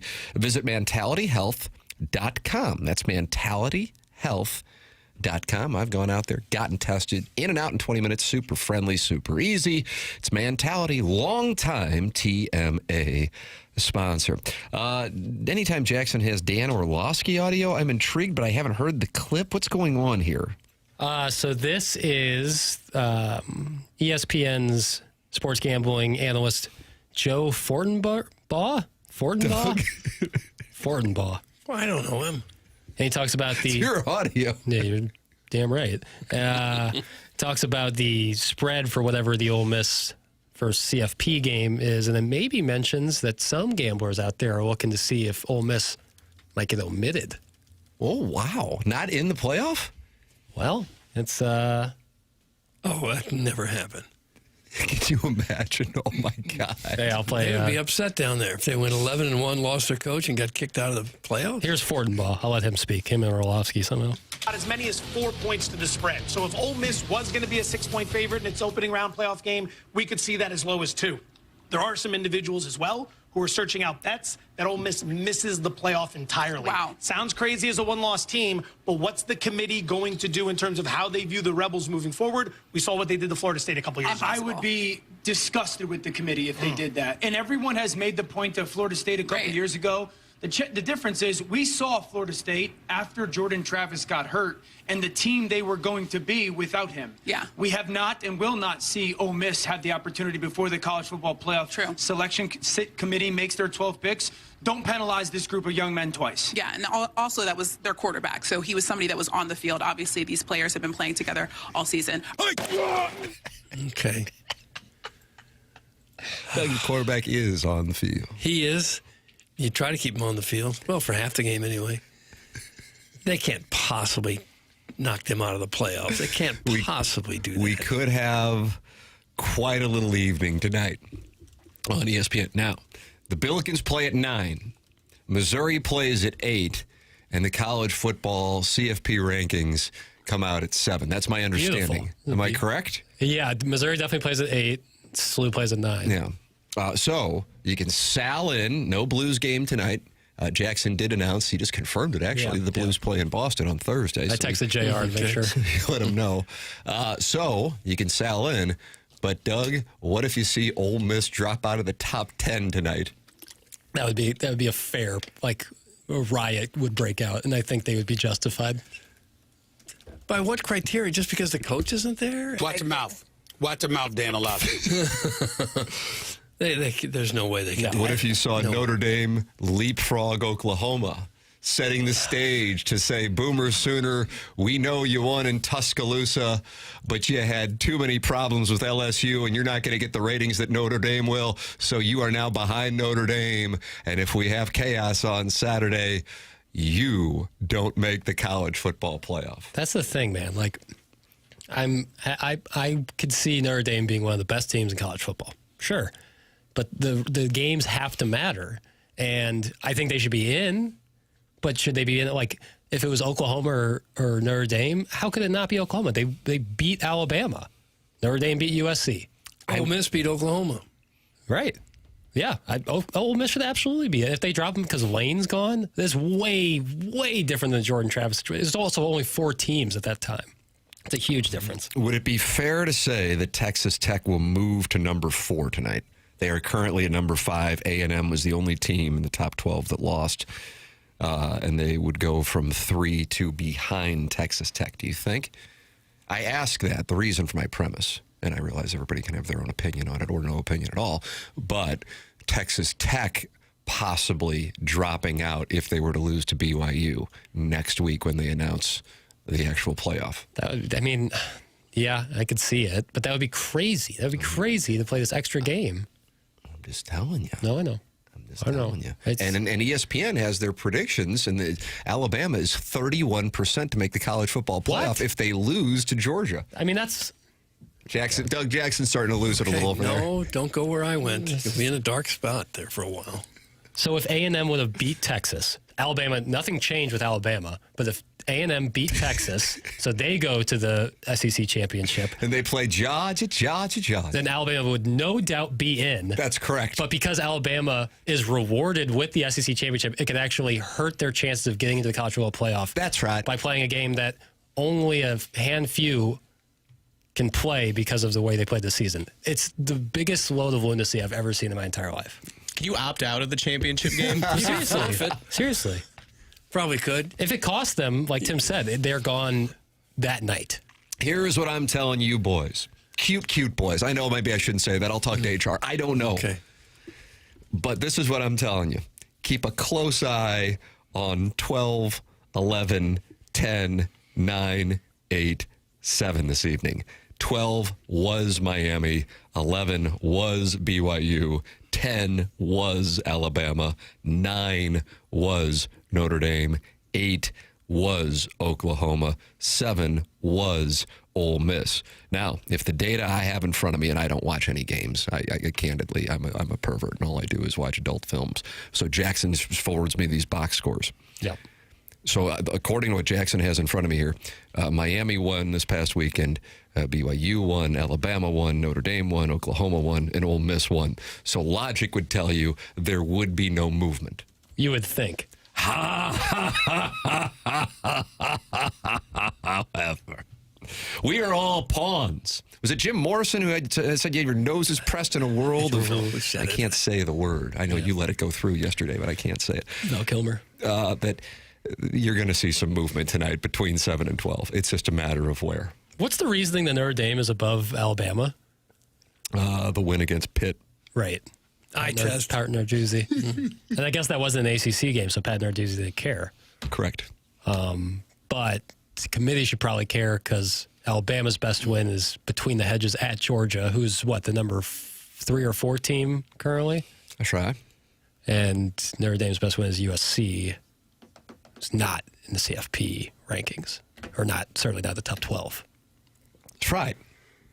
I don't understand it, personally. So I'm just telling you, there's no reason from anything that took place on the field that anything would change between 7 and 12. But I'm just telling you, I will give out odds. If anybody wants it, you can email me. That's how I do my gambling with the listeners. T. McKernan at InsideSTL.com. That 7 through 12, there will be changes, even though Ole Miss, Oklahoma, Notre Dame, Alabama, BYU, and Miami all won. Yeah, I guess the rationale would be because of Oklahoma's near-death experience.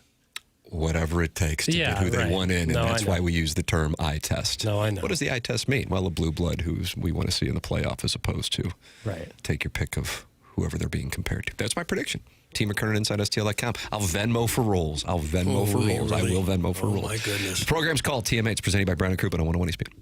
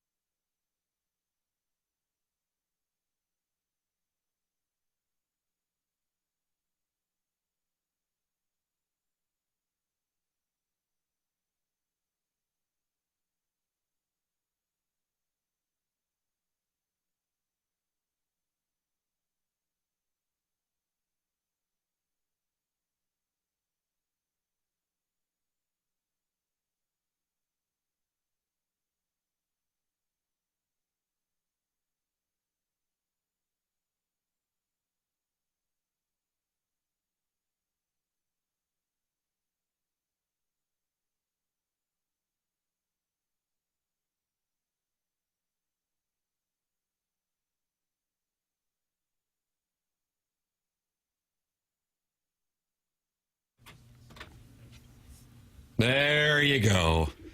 Don't worry about the Cardinals not being able to field the team. This helps. I want to thank you guys for picking me up a little bit. It's little Jackie Papers. Music. It helps a lot. Happy to help. This is good tunes. It's just delightful. Yeah. Do they have any other hits, or was this it? I don't know. I don't think I've heard another song. Here comes that muted trumpet, Doug. I like a muted trumpet. Oh, was that the yakety sax? I believe that's a licorice stick. And that's what you played? Mm-hmm.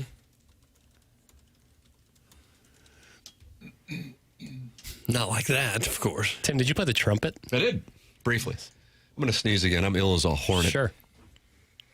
It's funny because we bring up trumpets. They have the spit valve. And when I was in middle school and they were playing that trumpet, I would damn near throw up when the whole trumpet section would release that spit valve. Here comes the phlegm. Yeah, getting a little kink shaming, though, right there. Yeah, and I hate to do it with Kurt so close to me here, but pretty gross. I'm going to call up Jay Delsing and ask him to buy him out all these golf balls. It's from the 618. Why would that make people angry? Get in on the golf ball promotion. Don't get mad about it. And Jay Delsing, who listens to the program and will text, and is a wonderful gentleman. And holy crap, what a player. And he's like, why am I catching shrapnel on this golf Strays ball? every day. Right around the email of the day, I feel like. I would love a dozen of his golf balls. I don't have any of them. Guys, if Bama gets left out, we will see Greg Sankey's March to the Sea. That's from Alan Dadeville. 100%. It'd be so unjustified. It'd be crazy. And I get they want to put importance on these conference championship games. I view the next 2 weekends of college football as off weeks. Yeah, because we got conference champions and then Army-Navy right after that, and then first round comes around. That's right. Yeah. It gets back to, I wish they put Army-Navy at the beginning of the season. And then we could start first round of the CFP immediately. Or on Veterans Day. Yeah, either way. I like that idea. Yeah. Let's see. They had songs called Paper Doll, Glowworm, and Cab Driver, Doug. That's from Professor Roy Hinckley. Oh, okay. So there you go. You're learning some things. Into some of those, right here. We're giving away Guns N' Roses tickets for the Design Air Heating and Cooling email today, the morning after at InsideSTL.com. That is coming up here on the program. One of my favorite kickers this year in college football was Bobby Boots. And he accidentally hit the ground before the ball in Norman, Oklahoma 10 days ago. Last night in the NFL, unfortunately, it happened. Jackson, you have a supercut of Joe Buck and Troy Aikman? I think this should have been the lead.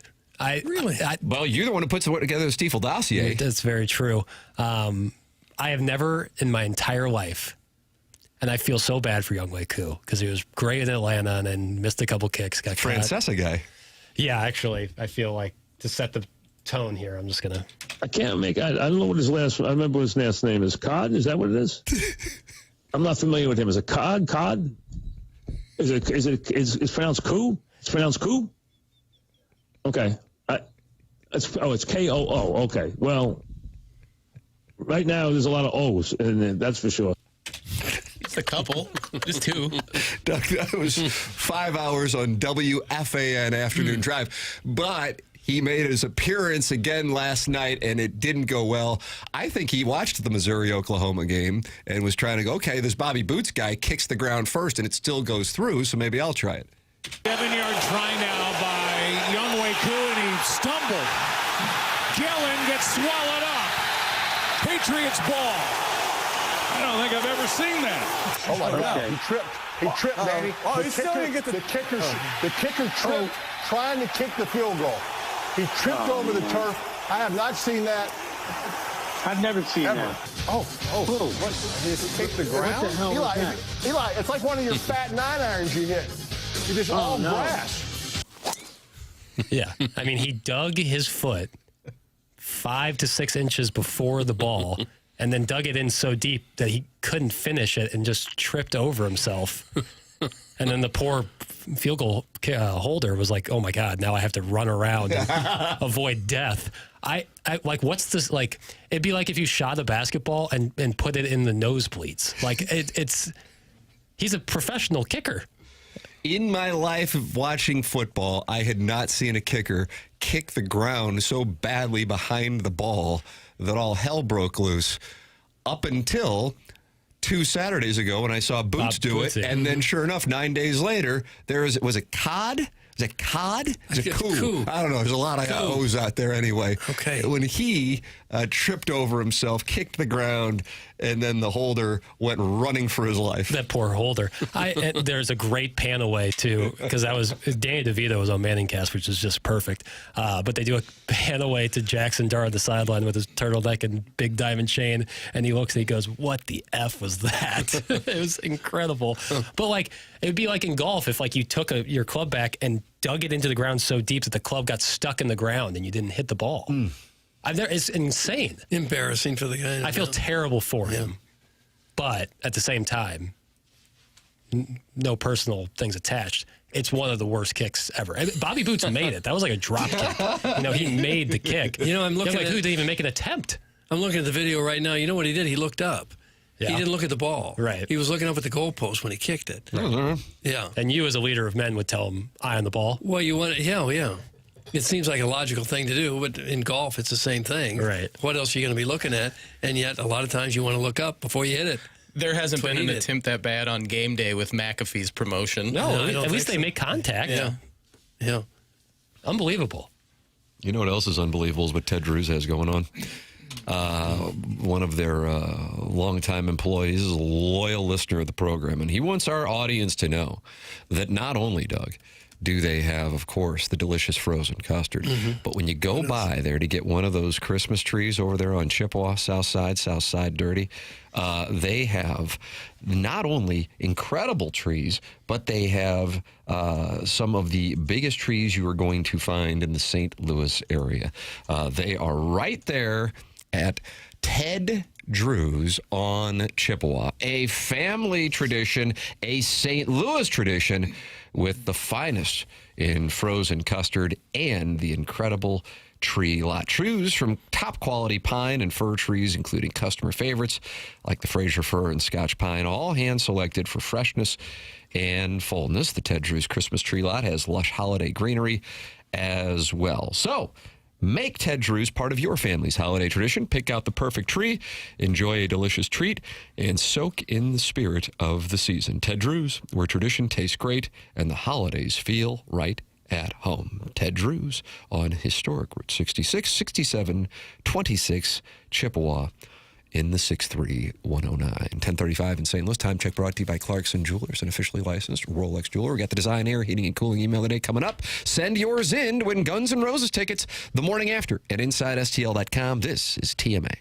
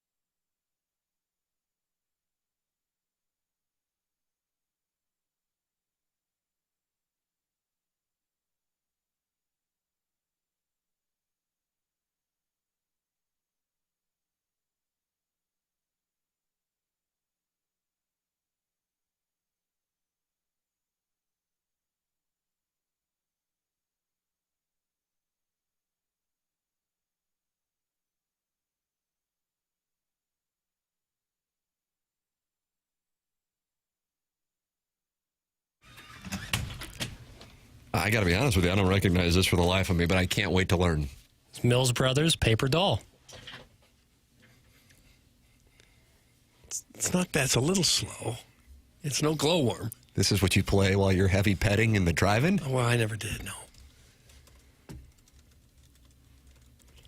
Ooh, here we go. Oh, now it picks up. Boy, There we go. this is It's kind of like Lose Yourself. Yeah, very similar. Dreams and nightmares.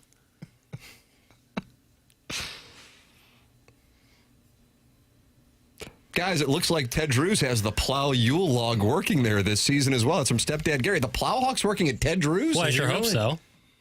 Is that right? I don't know. I hadn't heard that. It's breaking news. Somebody call the Plowhawk and see he'll come on. I did see he's an expectant father.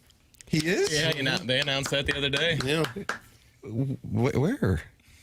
I saw it on Facebook. Oh, God Put out bless. pictures. I was about to say, is he appearing on programs? No. Oh, my God, that's outstanding. Doug, you were the celebrant of their wedding. I was indeed. I was in attendance. And Jackie Papers, you said, I can't go. I got a cabin date. That was when I was in the Cape. Oh, for heaven's sake. Cape Girardeau, you had a Dalhousie tea time. Yeah, that Cape, the real Cape is what I call that. Oh, SEMO takes a hit. What? And you're still not talking about Missouri State being bull-bound. Are they? I thought they were ineligible. I thought they were ineligible. What is it about this region that embarrasses I thought they were ineligible. Somebody lost, and then they were able to bring in Missouri State. Because they didn't have enough 6 and 6 teams? Correct. Fair. Yeah, it's awesome. Depending on the weight of that baby, it could literally come out at 10% of its father's body weight. Sure. Yeah, that is true. He's right about one. Congratulations to the Plow family. Tip of the cap. How about that? Love Got that married Plow. in June, was that right, Doug? Mm-hmm. If I'm not mistaken. Yeah, late June. God bless the Plowhawk in Madison. No, that's outstanding news. Tip of the cap. And he's working at Ted Drew's, and he's an expectant father? Yeah. He just got to be grinding. He's always been It's a 10 grinder. o'clock hours where you learn things. He's always been a grinder. Grinding. Oh. Let's see what I got going on here. Doug Schaefer Door, that's where you can podcast. Okay. It's also where you go if you got any kind of problem with your garage door. And garage doors are susceptible to, the difference in the weather, the changes, the humidity, the cold, the hot. We get it all here. So your garage door goes through a lot. Sitting out there in the cold garage, you got to take care of it. You got to baby your garage door a little bit. You got to get regular maintenance on it. Or even if you don't get the regular maintenance, have Schaefer Door come out and take care of it when something goes wrong. That's what I did. I've had them out to my house a couple times because I've got an older door, but they have not tried to sell me a new one. That's not the way they do it. They don't try to sell. The service techs aren't commission-based or anything. They just want to get you up and running, and Schaefer Door does that better than anyone. They have that special Monday morning standby service for doors that break over the weekend. They service all kinds of garage doors for service and new installs with LiftMaster. LiftMaster garage doors are strong, quiet, and versatile. Their website is SchaeferDoor.com. I'm going to go ahead and spell Schaefer for you. Schaefer, S-C-H-A-E-F-E-R. Only one F. There's a couple of businesses in St. Louis that are Schaefer with two Fs. This is a one F Schaefer kind of operation. SchaeferDoor.com. Call or text him 636-782-3608. Jason Gosrow and his crew will take great care of you as they've done with me. Schaefer Door is a LiftMaster partner. God bless Jason Gosrow and Schaefer Door Company. That's the sponsor of the podcast. We'll have the Design, Air, Heating, and Cooling email today coming up next. TMA 101 ESPN.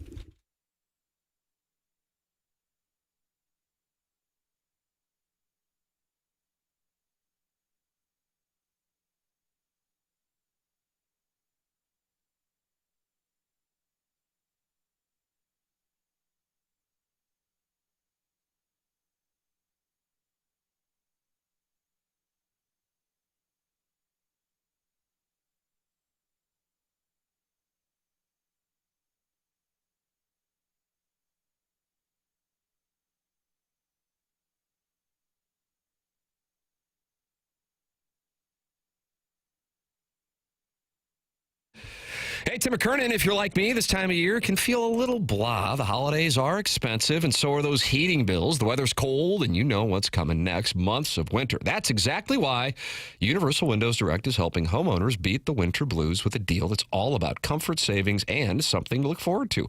Right now, when you buy 2 windows, you get 2 free with no limit. Whether you're replacing a few or doing a full home upgrade, it is a great way to stretch your budget further. Even better, you'll get 0% interest for 60 months. That's 5 years of zero interest financing, making it one of the most flexible payment plans they have ever offered. And here's the bonus that really makes this feel like a gift, a free vacation voucher. with your project. Yep, you are improving your home now, and you'll have a future trip to look forward to later. Plus, Universal Windows Direct is letting you lock in 2025 pricing now. Everything else seems to be getting more expensive, but your home project will not. Their windows are built for the winter, designed with super spacer technology. It's Universal Windows Direct. Call 314-334-2522 or go to universalwindowsdirect.com to schedule your free in-home estimate today. New windows, lower energy bills, a future vacation, and peace of mind. That is how you beat the winter blues. And like me, you'll be saying, I love my windows.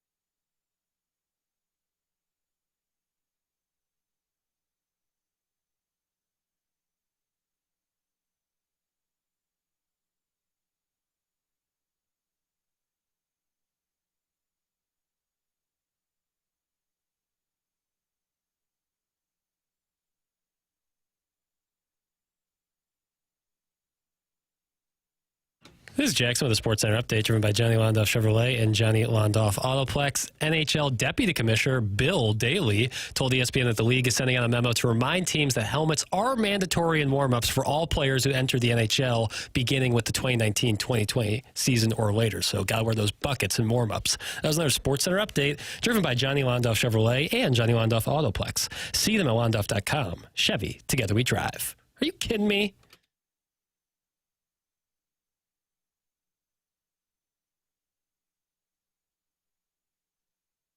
Oh, what a setting. Not only did this guy have that folksy update, including buckets during warm-ups. Yeah, got to wear your buckets. That'll affect Robert Thomas. He goes no bucket? Justin Falk, both of them, usually. I think grandfathering. Players who enter the NHL beginning with the 2019-2020 season. Was Thomas a rookie then? Do you even listen to these updates? Well, I heard the end of it. Yeah. It's usually how you learn what the Orlando Magic's doing. He said you got to wear those buckets. I figured that meant everybody. Did you hear my update about the Magic? Desmond Bain? Do you feel in charge? I may have clocked out on that one. He was born in the darkness. Molded by it. Cost our listeners millions of dollars last night with that recommended play. Someone texted me. They're like, I just lost my ass on day one thanks to your Magic play. I was like, oh, well. I got to tell you something. Yeah. If you are listening to us for your gambling advice and then taking it and putting real dollars on it, we need to have a sit down. Now, we're going to do that over Zoom. Right. But we need to have a sit down. Okay. You should be following You probably Touts. need to talk to Mark. You should follow Touts on Instagram. What is your guy, Bear Down? Bear Down. Those who know don't talk. Those who talk don't know. One more time, Doug. Okay. Those who know don't talk. Those who talk don't know. If I knew what the outcomes of the events this evening on the ice, on the court, were going to be, all due respect to this presentation, which I have loved like a baby that I birthed in 2004 for 2 decades, I probably wouldn't be here tomorrow. And I say that again with all due respect. In Jackson, you would move right from over there and you'd sit right down here and say it's 7 o'clock in St. Louis and I'd be in Jupetown. Does that mean I have to watch more hockey games? That's not the introduction you wanted to the audience. No. Well, okay. Well, it's always second chance. Right. Those who know don't talk. Those who talk don't know. Like there's that guy, we played audio, Joe Fortenbaugh. Maybe he's like 80% against the spread for all I know. Yeah. They never talk about his record, but he's always talking about what he loves. Yeah. Like any ass pony can do this. Yeah. That's why we need to bring back touts, like full-on touts. Lock of the decade. 5-star play of the year. It's time for the Zone Air Heating and Cooling email of the day. The ball never hit the ground in practice. We just never thought practice would equate to the game. Then why practice? Thank you, DV and MM. That's from Dan Beadle. Boy, I didn't understand that at all.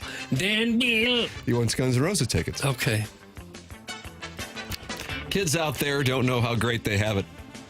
If they have a huge negative reaction to doing the power play dance like they were the Vianney freshman being pressured into approaching someone to cut a rug at the father-son mixer, well, they just need to take a gander at Doug's participating and it all changes. Cute as a button. Vastly different than Boomer Doug in the mosh pit on the floor at the factory at a Joshua concert, complaining about the lack of seating without recognizing that there is an entire second level that is 100% seating. I was way in the back. It is not just about the free parking. Be careful in how you treat others. Hey dudes are not just for those who have given up on life like they were lifelong Cardinal fans or took the Orlando Magic last night. So if you took the Orlando Magic last night, you gave up on life? That seems severe. Depends on how much you put on it. They can also be worn by someone ready to scrap and will take off their shoes to fight. That's from Shooter McGavin, the Vice President of Marketing at the Ritz, where 4 p.m. each day now means a parade of gerbils crossing the lobby on the way to the toasted ravioli supper. Oh, like the Peabody. Take that, Memphis. Yeah, like the Peabody. I didn't know they did that. Shooter McGavin. Tell Papers, the dog hater, that the dogs don't like him either. Mr. Licks' hot take on the St. Louis Ritz-Carlton versus all other Ritz-Carltons was straight radio fire. Didn't wreck my car yesterday while angrily jockeying to pick up kids from a school that should have been canceled, so that's a positive. You know what else is positive? Me. I'm positive that this weather was sent to break our souls. We're already sitting at the bottom of the well of despair over St. Louis sports, so let's tack on snow, ice, traffic, insanity, and pissed off people. It's over, boys. A night at that mediocre Hilton wouldn't remedy my demise. That's from Sad Bro Fallon, formerly mostly positive Bro Fallon. Sad Bro Fallon. TMA all day, brother. Jeez. Buckle up. Caught a little last week. Nothing memorable. Just Iggy bending the knee to Riggs again and Plowsy arguing why he should be legally allowed to chuck his cigarette butts into suburban lawns like he's Johnny Appleseed of lung disease. And then the show takes a hard left when a traveling carny dwarf stripper from Colorado strolls in like she's promoting her newest tour, Small Wonders, live in Uranus, Missouri. Oh. She's casually answering Doug's profoundly dumb questions about the price of gas in Colorado and the fries at her home strip club when Iggy suddenly leans in, whispering state secrets like the GM over there still. Is that Rick Donahue? She froze. The room froze. Even Plowsy stopped sucking down his yogis and crumb cakes. Yes, she said. How do you know? How do you know, Rick? And that's when it hits you. This 70-year-old sun-cured leather sorcerer casually knows a Colorado strip club GM like the rest of us know our kid's t-ball coach. No hesitation, no explanation, just pure adult entertainment, Rolodex magic. Honestly, it was the most athletic feat on the show since Doug stood up without groaning. Long live it. The skeleton, that is. The live show, hard pass. Doug, that's from Marv. Marv. I believe he's new. Polar Express crawls, diesel fumes, and fake cheer reek. Holiday hostage. Hot chocolate of lies, lukewarm sludge in paper cups. Elves plot their escape. Santa's bloodshot eyes. Bells don't ring. Dreams don't come true. Christmas bankruptcy. Arch sneers o'erhead. Steel eyebrow of bad choices. Gunshots fill the air. Until next time, that's from the TMA Troubadour. TMA Troubadour. And finally, congratulations to the Bridgeton Landfill Fume Off on winning the unsponsored Lister of the Month. There's no prize unless you repeatedly call in and threaten to show up at the studio. That's how you get the prize. In which case, Libby Jack will pick you up a little something at Five Below tonight on his way to watch the Knicks and Celtics at Obie Clark's. This email is sponsored by Doug Vaughn's bird removal service. If you have birds pooping in your house and you're not into hot feathered scat play, have Doug come on over to chase them birds with his big old net with them big old holes. Ours is a type of presentation where a self-proclaimed know-it-all who pretends to be well-heeled, provided you don't ask any questions about Aspen, feels free to drop in at any time and trash every hotel in the region. Today he's calling in to follow up on his brilliant wager that Mizzou football would lose 6 of their last 7 games by predicting these college NIL funds will pivot their base of alumni donors who care more about winning than return on investment to private equity. Because why acquire another profitable startup business when you can set money on fire annually chasing 20-year-olds in the transfer portal? Way Tomei to tomato. Medina, get this mother effer off the air. That's from Buck Swope, DBA, the Recess Ladies Breast, and that's what we have for the Design Air Heating and Cooling email today. What you got? Strong entry from Buck Swope, and I'm going to vote for Marv. Marv was good. I'm going to go Troubadour. It was poetic. I'm also going Troubadour. I'm going Marv, which means Marv has won the Design Air Heating and Cooling email today, and Marv is going to Guns N' Roses. BK and Ferrario are up next. We got to go. Bye.